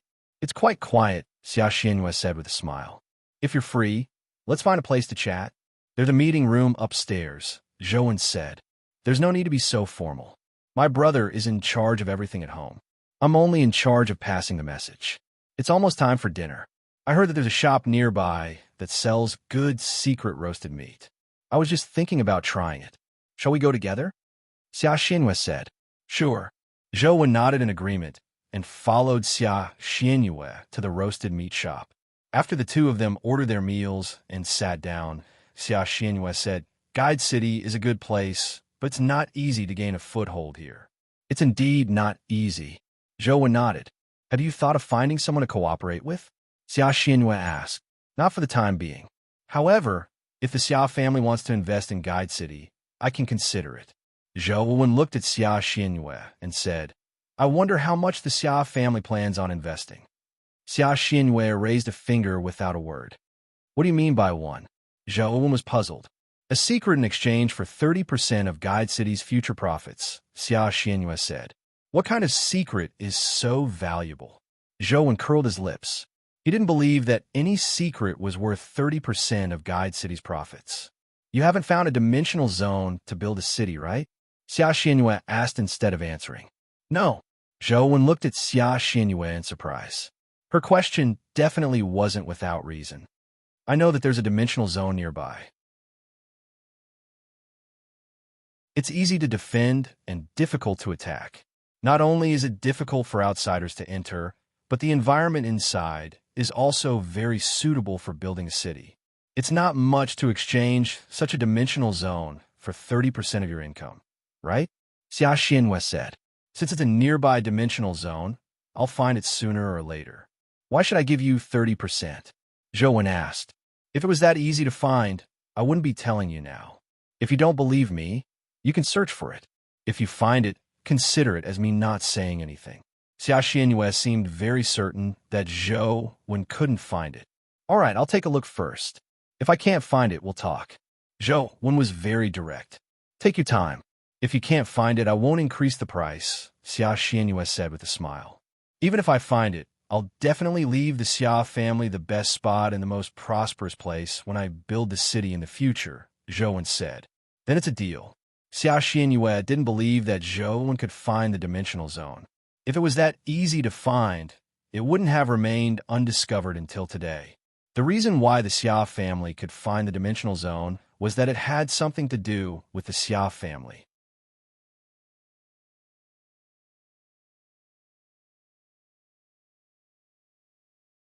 Chapter 1573. After Zhou returned, he recounted the matter to Li Xian. Is there such a dimensional zone nearby? Li Xian had recently spent a lot of time studying the nearby dimensional zones. Safety was ultimately a huge problem when building a city outside. He still needed to build a city in a dimensional zone. However, Li Xian had investigated many nearby dimensional zones, but none of them satisfied him. Or rather, he didn't have any choice. The nearby dimensional zones were all strange. It wasn't suitable to build a city inside. Let's continue searching. If we really can't find it, we can only negotiate with the Xia family. We need a dimensional zone. Zhou also knew that it wasn't a long-term solution for so many people to live outside. If a calamity creature passed by one day, their city would be doomed. It was impossible for Zhou to guard here every day. All right, I'll continue searching. It doesn't make sense that they can find it while we can't, Li Xian said gloomily. After leaving the search for dimensional zones to Li Xian, Zhou returned and continued studying how to kill the third stage of Stellar Lord. After returning, Zhou searched for information online and learned that the third star of the Big Dipper was called Fecta. The guardian Stellar Lord was called Stellar Lord Luzuan. You have to repay what you owe. You have to compensate for what you damage. You have to pay for what you kill. Luzuan is with me. I have the final say on how to repay him. How can there be anything unfair in this world? This was the core of Stellar Lord Lutsuin's thoughts. After Zhou saw this, he roughly knew why Stellar Lord Lutsuin had such an ability. How can I crack Stellar Lord Lutsuin's ability? Zhou kept thinking about this problem. Zhou tried all the methods he could think of, but the outcome was the same. As long as he injured Stellar Lord Lutsuin, he would be injured. Killing him meant death. There was no exception to any power. Wait, Zhou suddenly thought of something as his eyes lit up. He had previously been thinking about how to kill Stellar Lord Lutsuin, but after reading some information about him, Zhou realized that he didn't necessarily need to use the power to kill him. This sounded a little awkward, but it seemed to be a feasible path. Debts have to be repaid, damages have to be compensated, and deaths have to be paid. Then, what if it's given to him? Zhou wanted to give a try and kill Lord Lutsuin from another line of thought. At this time, the power of the human sovereign came in handy. This power couldn't hurt people, but it could heal them. Zhou wondered what would happen if he used the power of human sovereign to deal with Lord Listen. With this in mind, Zhou couldn't help but take out his phone, click on the dungeon, and enter the Big Dipper dimensional zone. Star-Lord Covetous Wolf and Star-Lord Mammoth Gate had yet to respawn. It was likely that they would not respawn before they cleared the 7th stage. Such chain dungeons are too troublesome. I can't even solo a dimensional creature. Zhou entered Fecta Palace and didn't summon any companion beast this time. Even if he summoned it, it would be useless. Even someone as powerful as the fiend-armored Tiger Soul General would die instantly as long as he killed it. Previously, Zhou had thought about what would happen if Li Xian were to kill Star-Lord Lutsuin. Li Xian would slay Star-Lord Lutsuin, and then Li Xian would be slashed at the waist. However, being slashed at the waist wasn't enough to kill Li Xian. Would this form a cycle? It was rather interesting just thinking about it. The green-armored Star-Lord Lutsuin remained sitting there steadily, like a meditating Buddha. It was as though he didn't see the blood-colored avatar. Zhou engraved the ancient Sovereign Sutra on the Wheel of Destiny. Human Sovereign's projection appeared and fused with Zhou body. Zhou entire body was like the sun, emitting a brilliant glow like a human-shaped sun. This domain's name really isn't good, Zhou muttered to himself as he activated the Human Sovereign Sacrificial Domain. Once the Human Sovereign Sacrificial Domain was activated, large amounts of vitality surged in wherever the light from Zhou's body shone. If there were any injured people, their wounds would quickly heal in such a powerful vitality domain. It could even revive people on the brink of death. Even the injuries suffered by companion beasts could quickly recover. Even if they weren't injured, plants would rapidly grow. The Human Sovereign Sacrificial Domain was extremely effective when used to save people. However, Zhou had never thought of using it to kill people before. This was the first time. Zhou stared at Star-Lord Lutsuin as the power of the Human Sovereign Sacrificial Domain shone on him. Star-Lord Lutsuin suddenly opened his eyes. After the green armor on his body shone on Zhou's body, it began to turn from green to yellow before turning black, as though it was moldy. As for Zhou, he didn't suffer any injuries. Instead, he felt his vitality become more exuberant. It works indeed. Zhou was overjoyed. As for Star-Lord Lutsuin, he had already stood up and gathered his strength to charge at Zhou. His speed and strength weren't inferior to Star-Lord Covetous Wolf's, but to Zhou, what was terrifying wasn't his strength or speed.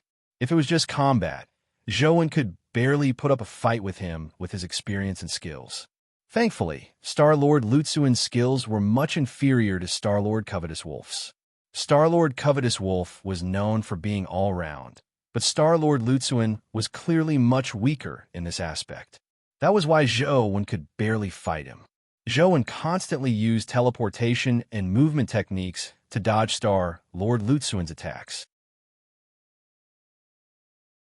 When Star-Lord Lutsuin was illuminated by the light on Zhou's body, he could clearly sense that he was rapidly weakening and becoming more and more powerless. Finally, Zhou had a chance to punch Star-Lord Lutsuin's back. This punch condensed intense vitality. If it were to strike a heavily injured person's body, The wounds on the heavily injured person would immediately heal. However, when the punch landed on Star-Lord Lutsuen's body, a black fist mark appeared on his green crystal armor. The fist mark quickly turned to ashes like burning ashes. As for Zhou Wen's body, a large amount of vitality was produced out of thin air, making his human, sovereign, sacrificial domain even stronger. I never expected that my ancient sovereign sutra would have such a day. Zhou Wen was extremely excited as he punched Star-Lord Lutsuen at an even faster speed. Star-Lord Lutsuen's body was already very weak, and his speed was much slower. The green crystal armor had basically turned black. The spot that was struck by Zhou Wen's fist immediately turned to ashes. Under Zhou Wen's storm-like attacks, Star-Lord Lusen's body exploded, turning into ashes that scattered into the sky. Clang! Clang! A few dimensional crystals dropped. Just as Zhou Wen was feeling depressed over the lack of companion eggs, he realized that there was a samsara stone among the dimensional crystals that dropped. Another samsara stone. Zhou Wen was delighted. He ignored everything else and picked up the samsara stone first.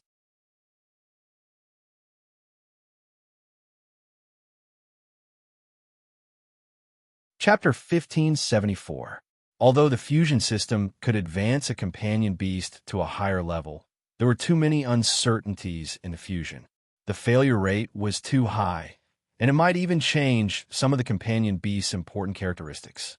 After all, not all companion beasts had the Jinx's skill. Therefore, he would occasionally try his luck during the fusion or experiment with a large number of companion beasts of the same species. Zhou didn't dare randomly fuse some rare companion beasts. If he was unlucky, he would be dumbfounded if he exploded. The Samsara Stone was different. Companion beasts that used the Samsara Stone not only had evolvable stats, but they could also be nurtured again. The direction of evolution was also easy to control, allowing him to create the companion beast he wanted. Who should I give this Samsara Stone to? Zhou Wen was hesitant. It wasn't that he had no choice, but that there were too many choices. Many companion beasts needed evolutionary abilities. After some thought, Zhou Wen finally chose to give the Samsara Stone to the Invisibility Cloak. In the past, the Invisibility Cloak was very useful at the mythical stage, but at the advanced stage, Terragrade creatures typically had an eighth sense. It was very difficult for the Invisibility Cloak to escape their perception. If the Invisibility Cloak can advance to the Terragrade, or even the Calamity Grade, the invisibility it brings can resolve many problems. Zhou Wen thought as he placed the Invisibility Cloak and the Samsara Stone together. The Chaos Egg could withstand it, but there was ultimately a limit. Furthermore, it was easy to be trapped. If the Invisibility Cloak could prevent the Calamity Grade creatures from sensing it, Zhou Wen could explore high-level dimensional zones without anyone noticing. He didn't need to risk his life head-on. In reality, the Invisibility Cloak was a life-saving divine artifact. A beam of light flashed, but the Invisibility Cloak didn't change at all. As it was invisible to begin with, no changes could be seen. However, its stats had returned to the mortal stage, and it had the ability to evolve. How can the Invisibility Cloak be upgraded? Zhou Wen tried using the Essence Energy Crystal and realized that it was really useful. Soon, a high-level Essence Energy Crystal was absorbed by the Invisibility Cloak. Furthermore, the Invisibility Cloak's level rapidly increased, jumping from the mortal stage to the epic stage. The Essence Energy Crystal can upgrade the Invisibility Cloak's level. That's great. Zhou Wen was overjoyed. Any problem that could be resolved with the Essence Energy Crystal wasn't a problem for Zhou Wen. This was probably the easiest companion beast he had. For existences like Banana Fairy and the Evil Spirit King, it was just too difficult for them to evolve. Zhou Wen placed the Essence Energy Crystal that Stellar Lord Lutsuen had dropped on the Invisibility Cloak. Immediately, Essence Energy surged on the Invisibility Cloak. Soon, the Invisibility Cloak reached the mythical stage. It can't be. A Calamity Grade Essence Energy Crystal only advanced to the mythical stage? Zhou Wen felt the pinch. Thankfully, Zhou doesn't need to grind for essence energy crystals. He can just use the chaos egg to get beaten up, and there will be many solid essence energy crystals. Since I'm already here, let's take a look at the 4-star palace. After all, I'm just looking for a place to be beaten up. It's the same everywhere. Zhou wanted to know what kind of dimensional creatures were in the next few star palaces. After feeding the dimensional crystal to the companion beast he needed, he used the teleportation array to enter the next star palace. Zhou had checked the information on the Big Dipper on the internet. The 4th star's name was Migres. The astral lord corresponding to Migres was likely the astral lord that the East District was most familiar with. In ancient times, those who could become the top scholar were treated as the astral lord who had descended to the mortal world. From this, it could be seen that this astral lord was likely a cultured person. For example, the historical figures that the East District was familiar with, Bao Qingtian, Wen Tianxiang, Liu Bowen, and company, were all legendary astral lords who had descended to the mortal world. Zhou didn't know if these people were astral lords who had descended to the mortal world, but how could there be books for people to read in a place like Migres? There was a high chance that it was misinformation. After a moment of dizziness, Zhou arrived in front of Migres' star palace. This is Migres.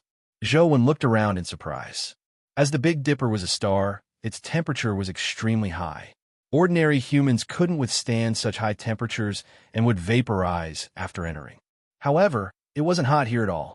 Zhou could even feel a coolness as though a cool breeze was blowing from the direction of Migres Star Palace. He looked up and saw that there was still boiling high-temperature liquid outside the barrier. It wasn't much different from the previous 3 stars, but the color of the liquid was somewhat different. However, Zhou could tell that the liquid's temperature was also extremely high. Furthermore, it was very unstable. From time to time, he could see terrifying energy explosions. However, standing here, he still couldn't feel any heat. It should be a problem with the Star Palace, right? Zhou carefully sized up the Star Palace. It seemed to be carved from white jade. It had all sorts of exquisite shapes and patterns, making it extremely exquisite and elegant. After carefully sensing it, Zhou immediately realized that there was indeed a cool air emitting from the Jade Palace. Scholars are indeed different. They know how to enjoy themselves. They even know how to use natural cold jade to create an air-conditioned room. Zhou lampooned inwardly. Without any hesitation, Zhou pushed open the door to Migres Star Palace with the Chaos Egg. There were many mysterious words engraved on the walls of the Star Palace. Even the pillars had words. The mysterious words had their own styles, but unfortunately, Zhou didn't recognize any of them. Doesn't civil star often descend to Earth? Can't you at least learn the common language of the Federation? Or you can learn the ancient language of the East District. These scribbled words of yours might look good, but what's the use if I don't understand them? Zhou felt somewhat depressed. The legendary Civil Star Lord was sitting on a throne in the Star Palace. He was dressed in snow-white jade armor, but the armor was as smooth as a mirror. There weren't even any patterns, much less words. That's a little too much. You're a Civil Star Lord after all. Even if you don't have words on your helmet, you should at least have one on your chest. Learn from Kakarot. Just as Zhou was thinking, he saw Civil Star Lord move. Zhou was alarmed. He hadn't even taken one step into the door, but Civil Star Lord had already moved. This was something that no other Star Lord had done. Civil Star Lord raised his right hand, and in his right hand was a book. The book also had jade pages that suffused a warm jade glow. Civil Star Lord looked up and glanced at Zhou before slowly opening the jade book in his hand. Why are you flipping through the book? Is he going to test my knowledge? I've mostly returned what I learned in school to my tutor. Unless you test me on third-grade questions, I won't be able to answer them. As Zhou was thinking, the jade book had already been opened. He saw a treasure light shoot into the sky.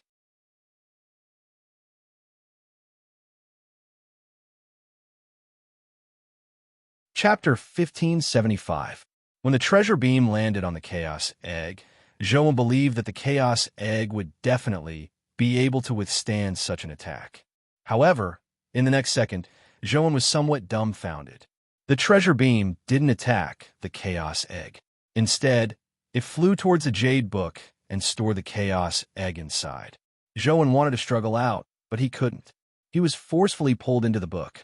After entering the book, Zhouwen was still thinking about how to escape when he heard a snapping sound. The page closed again. Zhouwen felt his surroundings fall into dead silence. It was as though he was in an endless void. He couldn't see, hear, or sense anything. He attempted to rush out, but there was nothing around him. No matter which direction he charged in, the outcome was the same. It was as though there was no end to the void. This must be the domain power of Civil Star. I wonder what domain it is. Why is it so odd? Zhouwen knew that he was in trouble. Although Civil Star didn't kill him, trapping him here for the rest of his life was worse than killing him.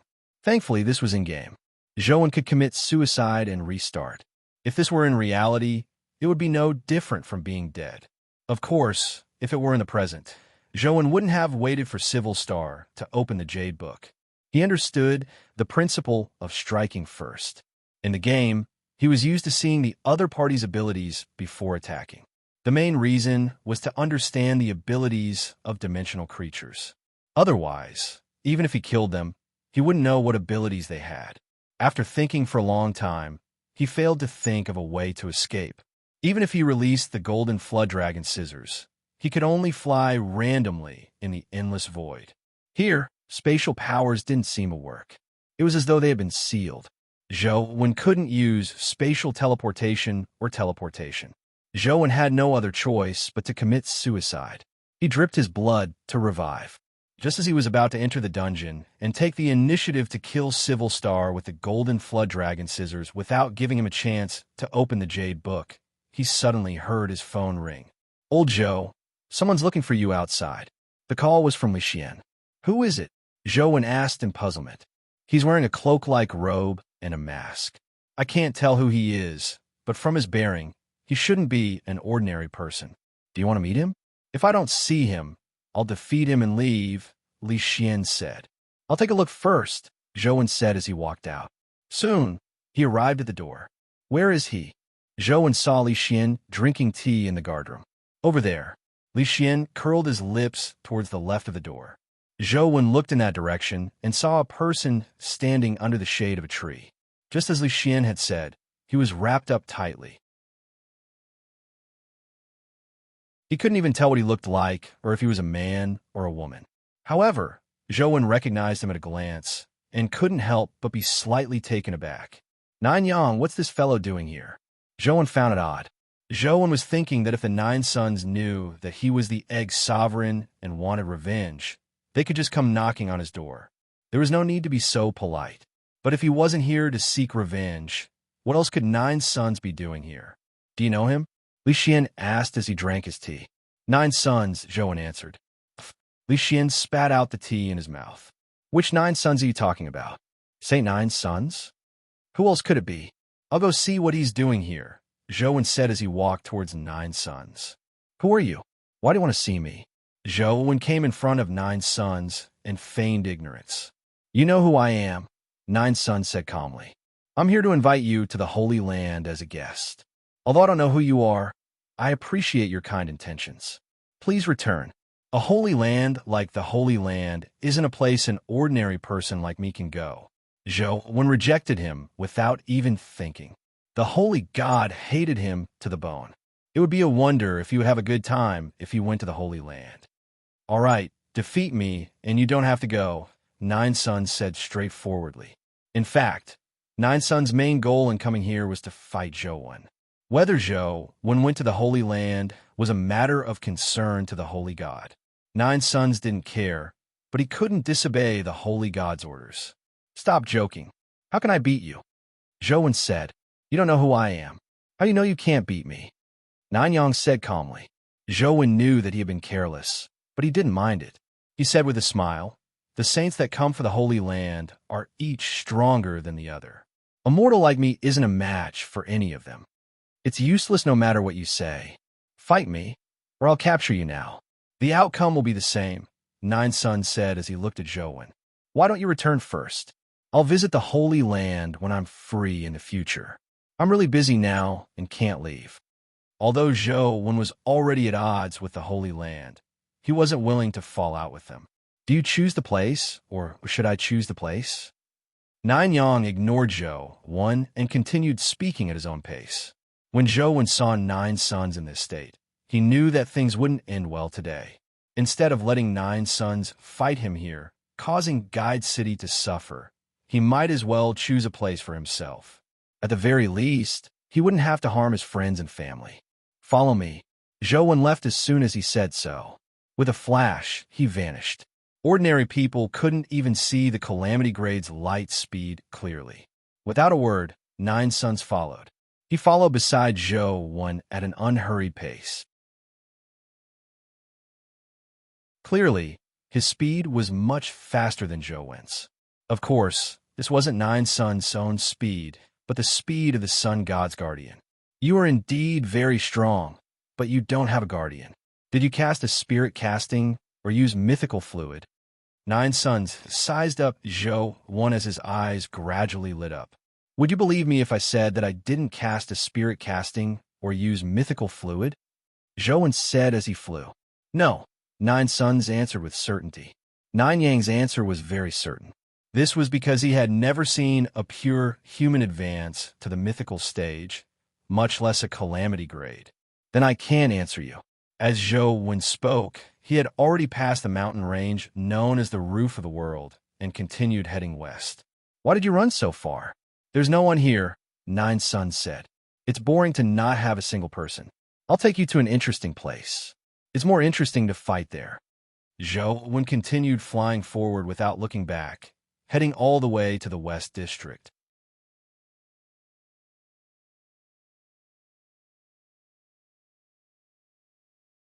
Chapter 1576. As one of the 6 families, the Cape family had been like the other 5 families in recent years. Compared to the era when the 6 families controlled the Federation, they kept an abnormally low profile. Of course, such a low profile didn't mean that the Cape family was in dire straits. It was just that the 6 families were working hard to digest the resources brought about by the world's evolution. In the past, the 6 families needed to rely on the Holy Land. But with the acceleration of Earth's dimensionalization, they had the opportunity to obtain large amounts of resources. They didn't need to rely on the resources provided by the Holy Land like before. This was also the fundamental reason why the 6 families dared to attempt to escape the Holy Land's control. With resources, they had the capital to resist. In this rapidly changing era, the Cape family was one of the families that had changed the most. Companion beasts, guardians, spirit casting, mythical liquid. As long as it was a weapon that could make humans stronger, the Cape family was actively attempting it. This also allowed the Cape family's strength to constantly increase. Their development of the surrounding dimensional zones was also the highest among the large families. Sunset City was a city that the Cape family had built in a dimensional zone in recent years. As there was no natural light in this dimensional zone, there was darkness everywhere. Only the area where the city was located was brightly lit, so it was also known as Luminous City. This dimensional zone was called the God's Forbidden Zone. It was a dimensional zone that the Cape family had discovered and developed in recent years. The God's Forbidden Zone was very strange. It was as though it was a world that divine light couldn't illuminate. There was no birth, aging, or death here, as though one could obtain eternal life. Of course, this birth, aging, and death referred to a natural state. If one was killed, they would still die. After the Cape family discovered this characteristic of the forbidden land of the gods, they built Sunset City here, and the members of the Cape family gradually moved to live in Sunset City. The faces of the humans who lived here seemed to be fixed. They still looked the same as when they entered a few years ago. There were no signs of aging. Only by leaving Sunset City would time continue to leave traces on them. Who didn't want to live forever? With the magical powers of the God's Forbidden Zone, the Cape family recruited many young geniuses to join them. Their faction also grew stronger by the day. However, because they had yet to fully develop the dimensional zones they controlled, they didn't have the energy to plunder the resources of other places. Therefore, it made people feel that the Cape family had kept a low profile in the past few years. Zhou had long heard of the Cape family's Sunset City and the gods' forbidden zone. He had always wanted to take a look, but he had been held back by other matters. The reason Zhou wanted to come to Sunset City wasn't because he had a grudge with the Cape family.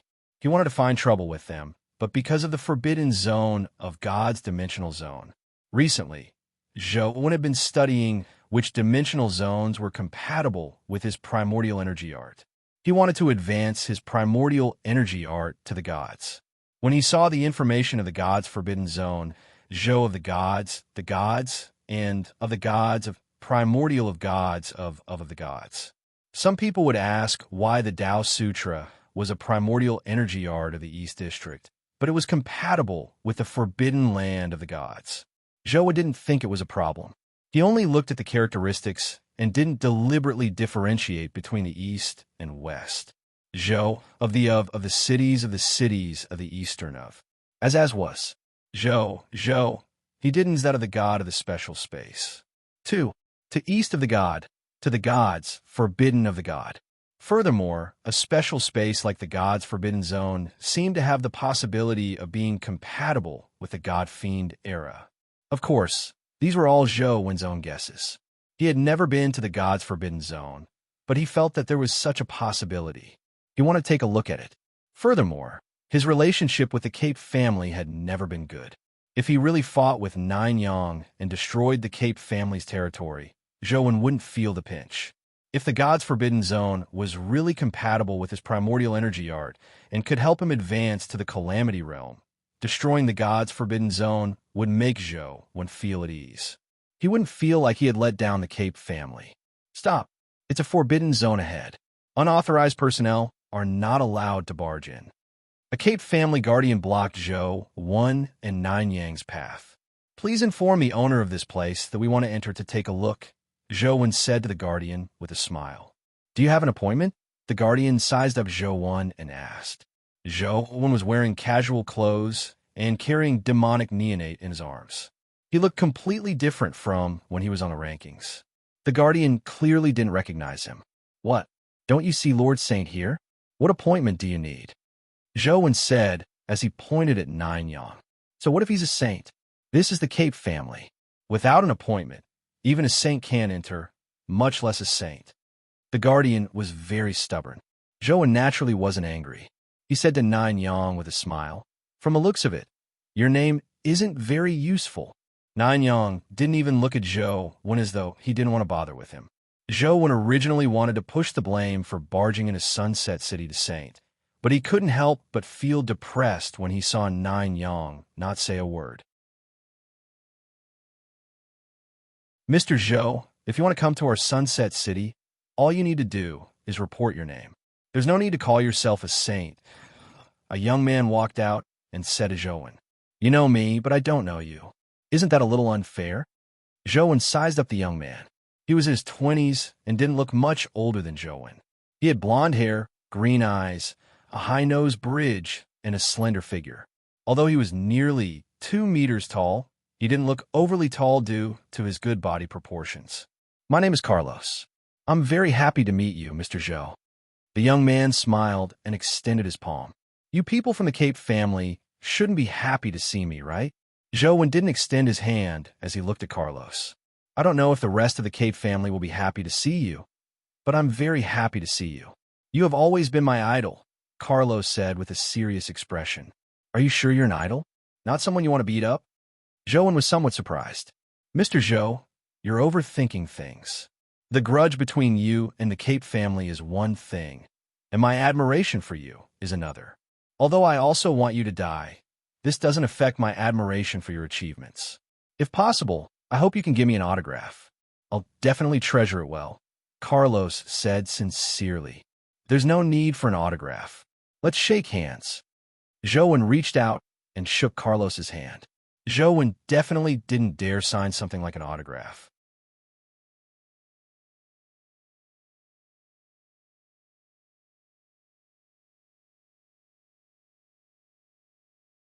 There aren't even any dimensional creatures.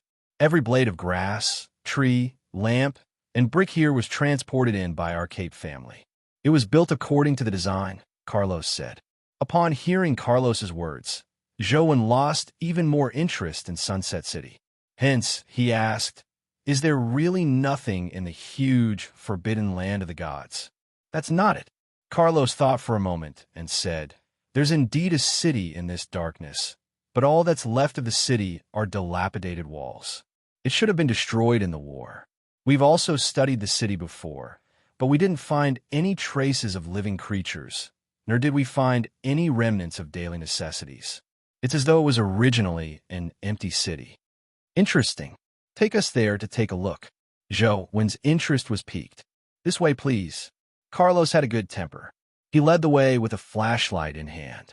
They circled around Sunset City and headed deep into the darkness. Along the way, Joan observed the forbidden land of the gods. The ground here was barren like a wasteland. There were traces of battle everywhere. There were all kinds of ring-shaped craters similar to the ones on the moon. However, it could be seen that the ring-shaped craters weren't formed by meteorites, but by some kind of force. There were also some crisscrossing rifts that looked like huge saber marks. Apart from the darkness, the other laws here were somewhat chaotic. For example, when sound passed through the empty space, it would distort. Clearly, there was some kind of distortion or fault in the space there. Darkness wasn't a problem for Joan, but the distortion of space and sound affected Truth Listener's ability. As Carlos walked, he explained, "Legend has it that the gods once fought here and destroyed everything here, including order and light. They prevented everything from growing and eventually turned it into a forbidden land for life. Since this is a forbidden land where nothing lives, why is it said that one can live forever here?" Joan asked. "It's just a misrepresentation. It's true that one cannot age here, but that's only in appearance. In fact, one's body will still age. No matter how young one looks, they will still die when they're young," Carlos said. "I see. However, even if it's just immortality, it's already a very powerful ability. There should be many beautiful women who are willing to live in Sunset City their entire lives, right?" Joan wasn't surprised. If Sunset City could really allow people to live forever, the Cape family probably wouldn't have been able to occupy this place so peacefully. There are indeed many beautiful ladies who come to Sunset City and stay here for a long time. If you're interested, Mr. Zhou, you could take a walk in Sunset City. It can be considered a beautiful scenery that's rare elsewhere, Carlos said with a smile. Zhou didn't comment. Nine Suns didn't say much. Clearly, he wasn't interested in this.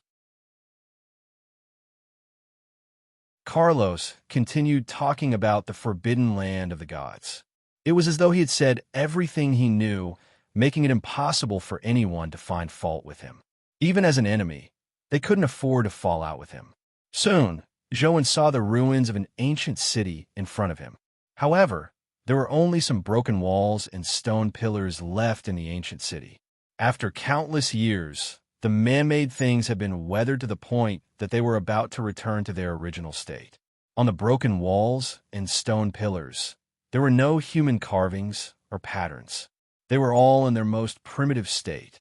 Joan kept using Truth Listener and his eyes to observe and sense, but unfortunately, he didn't discover anything special in the ruins. He didn't find a tiny palm symbol, nor did he find anything that could advance him to the calamity grade. "Let's do it here," Nine Suns said to Joan impatiently. "All right, since this is the place where the gods once fought, it's a good place for a duel," Joan said with a nod. "Do you want to entrust the child in your hand to them?" Carlos said as he glanced at the demonic neonate in Joan's arms. "Mr. Zhou, if there's a need, you can rest assured and leave her to us to take care of. Our Cape family won't do anything to a child," Carlos said. "There's no need. It's just for fun. I'll carry her myself."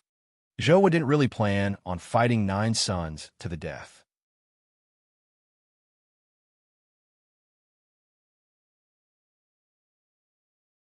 Chapter 1578. Many people in Sunset City are ordinary people. I hope the two of you can understand. Try not to implicate those innocent people, Carlos said. Although this place was far enough from Sunset City, coupled with the special rules of the forbidden land of the gods, making it difficult for energy to be transmitted over long distances. The possibility of Sunset City being affected wasn't high. However, just in case, Carlos still mentioned it first. I think it's best if you withdraw everyone, Joan said. All right, please wait a moment. Give me an hour. Carlos didn't waste any time. He turned around and quickly returned to Sunset City. Many core members of the Cape family in Sunset City were waiting for Carlos's news in the conference room. Carlos, is that person really Nine Sons? Why'd he come here? Are they really going to duel here? Why did you order everyone to leave the forbidden land of the gods? Carlos waited for them to stop before slowly saying, they are going to duel at the ancient city ruin. Just in case, everyone has to temporarily leave the forbidden land of the gods. Everyone heaved a sigh of relief when they heard Carlos's words. The ruined city is far from our Sunset City. Furthermore, with the rules of the forbidden land of the gods, it's impossible for the aftershocks of the battle to reach here. There's no need to move, right? There are more than 100,000 people in Sunset City now. It's not something that can be moved easily. Besides, no matter how strong Nine Sons is, it's impossible for him to really massacre the city, right? How strange. If it's really Nine Sons, why did he duel Joan?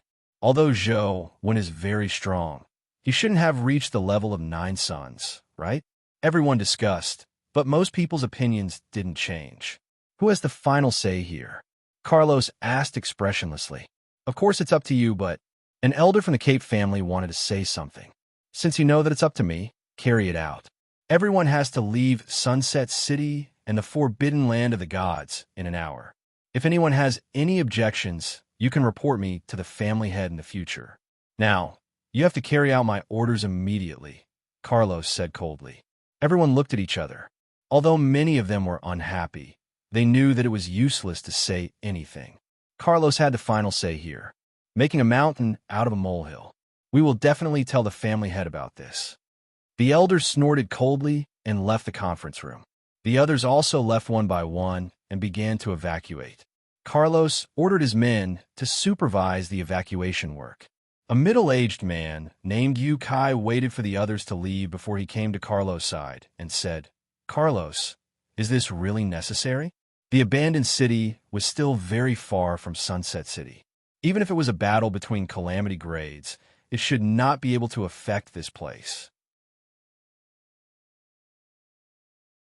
Moreover, if we forcibly evacuate everyone because of this, it will have a negative impact on our family's reputation. Carlos shook his head and said with a bitter smile, although the chances aren't high, I can't risk the lives of the entire city. Furthermore, it's not like you don't know the grudge between Joan and our Cape family. He might take the opportunity to take revenge. Moreover, I faintly feel that he didn't come here just for a simple duel. Why did he want to duel with Juyong? There has to be a reason why he has to come to the forbidden land of the gods. So, we can only wait and see what he wants to do. We can only prepare for the worst. Is Joan that strong? Yu Kai pondered. Do you think that a saint like Juyong would casually duel with someone? Carlos asked in return. That's true. I'll go take a look then. Yu Kai thought about it and agreed. Although Juyong had lost to the Egg Sovereign, his strength was known to everyone. How could such a person casually duel with a weakling? The fact that Juyong would duel with Zhou meant that Zhou was likely in existence on the same level as Juyong. At the very least, he wasn't too far off. Do you think Zhou might be the Egg Sovereign? Carlos suddenly said. It's really possible. Let's go and take a look. Yu Kai's eyes lit up. After Carlos returned, Zhou walked straight into the ruins. He wanted to search again, hoping to discover something new. What are you looking for? Juyong suddenly asked as he followed Zhou. It wasn't easy for me to come here. I want to take a look. Perhaps I might find something, Zhou answered casually. If you're looking for the domain core here, I'm afraid you will be disappointed. There are no domain cores in the forbidden land of the gods, Juyong said. What's a domain core? Zhou was slightly taken aback.